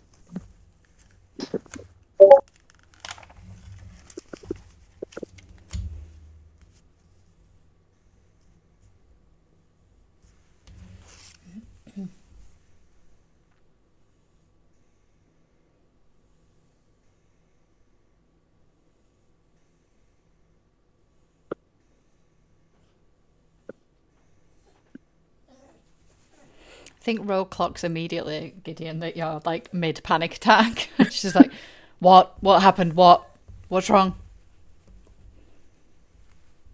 Endo's gone. Gone where? Don't know. It's okay. He's probably just taking some time, right? I know after I lost someone, I needed to just be alone. You hear Eckhart snoring in the corner. Some Is he people aware of? wish we could lose. Hey. No, he's not. He got cured. Giddy. This makes no sense to people listening. I know. What? It's fine. We'll find him. He just needs a little bit of time, and he'll probably come back here later on. He's going to eat soon. Exactly. I think for just half a second, Meg looks relieved that she does not have to feed Endo. Exactly. And if he's hungry, he can come here, and we'll sort him out, won't we, Meg? Yes, we will. So let's just try and everybody calm down. Everybody get a drink. Right? Lift. Drinks all round. It's all right. It's on me. It's on me. You know, that just basically means it's on me, right? Well, yeah, yeah, I suppose when you put it, but it's fine, right? They're our friends and they're grieving. And look at Gideon. She needs a drink. Fine. Ro gives Meg the biggest grin and then like winks. I think Meg just rolls her eyes and then goes to do what Ro says and gets like a bottle of the rum, probably knowing Ro, and then and a bunch of glasses, and like comes back with it.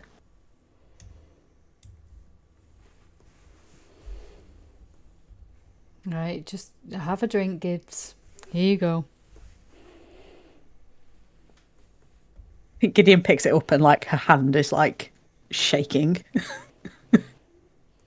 and just kind of like tries to drink the rum in like one go but ends up like coughing, and it's just like, yeah, it's not pretty.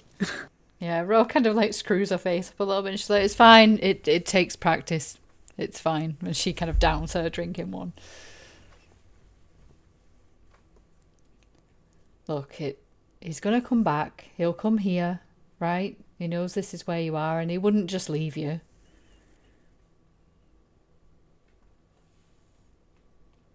No, he'll be back. He'll be back. He'll be back. Yeah. He will be back. And tomorrow we'll head back to Daggerford and we'll all be together, right? Exactly, yeah. Yeah. And you can show me your house? Oh, you haven't seen their house? No. No, I still have my tent on my back. Have you not seen? Oh, interesting. Yeah. I mean, also, Gideon, if he doesn't come back here, then there's no need to panic because he might have gone home. You know, he might be just in a bit of a daze and he might have gone back to Daggerford. So no need to panic. What if something happens to him on the road? Or what if we think he's gone back home, so we go back home, but then he's not at home, and then we have to just like start all over trying to find him. He could be anywhere by then. He could have got anywhere. Oh, okay, all right. Let's just take a breath. Well, if he comes here and you're not here, then I'll get him a cart to take him back to Daggerford. Right? Okay. So then he'll be safe. It is Endo, so he is quite intimidating and able to look after himself, right? So he's going to be fine out there. Yeah, okay. Okay? Oh, okay. So it's fine. You can just take a few breaths, have another drink. She pours you another drink. I look at it skeptically. Trust I me. like just... the first one wasn't very good. I mean, I know you like the stuff, and like, it's not. I'm not like Meg. I'm not. You know, I'm sure this is like the best quality stuff. I'm just not sure that it's for me. It'll help. Okay. Gideon tries to drink it again and ends up coughing. You can just sip it. You don't have to do what I do. I've had a lot of practice.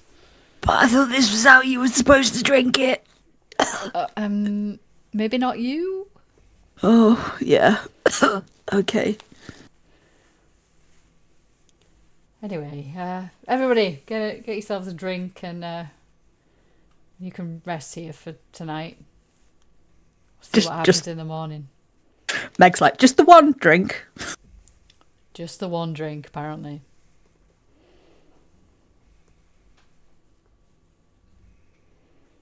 Well, I mean, maybe you could have more drinks. I'm just saying, it's customary to kind of pay for a drink when you're in a tavern, even, when it's friends, there's like, a discount, but people still kind of money exchanges hands.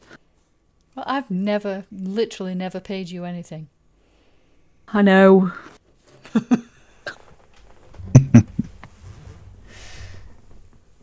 Cool. You're kind of a special case, though. You betcha. And she kind of like nudges you. I think Meg obviously just blushes, as usual.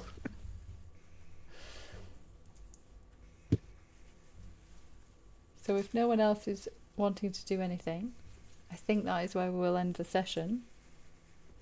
We'll pick it up next time.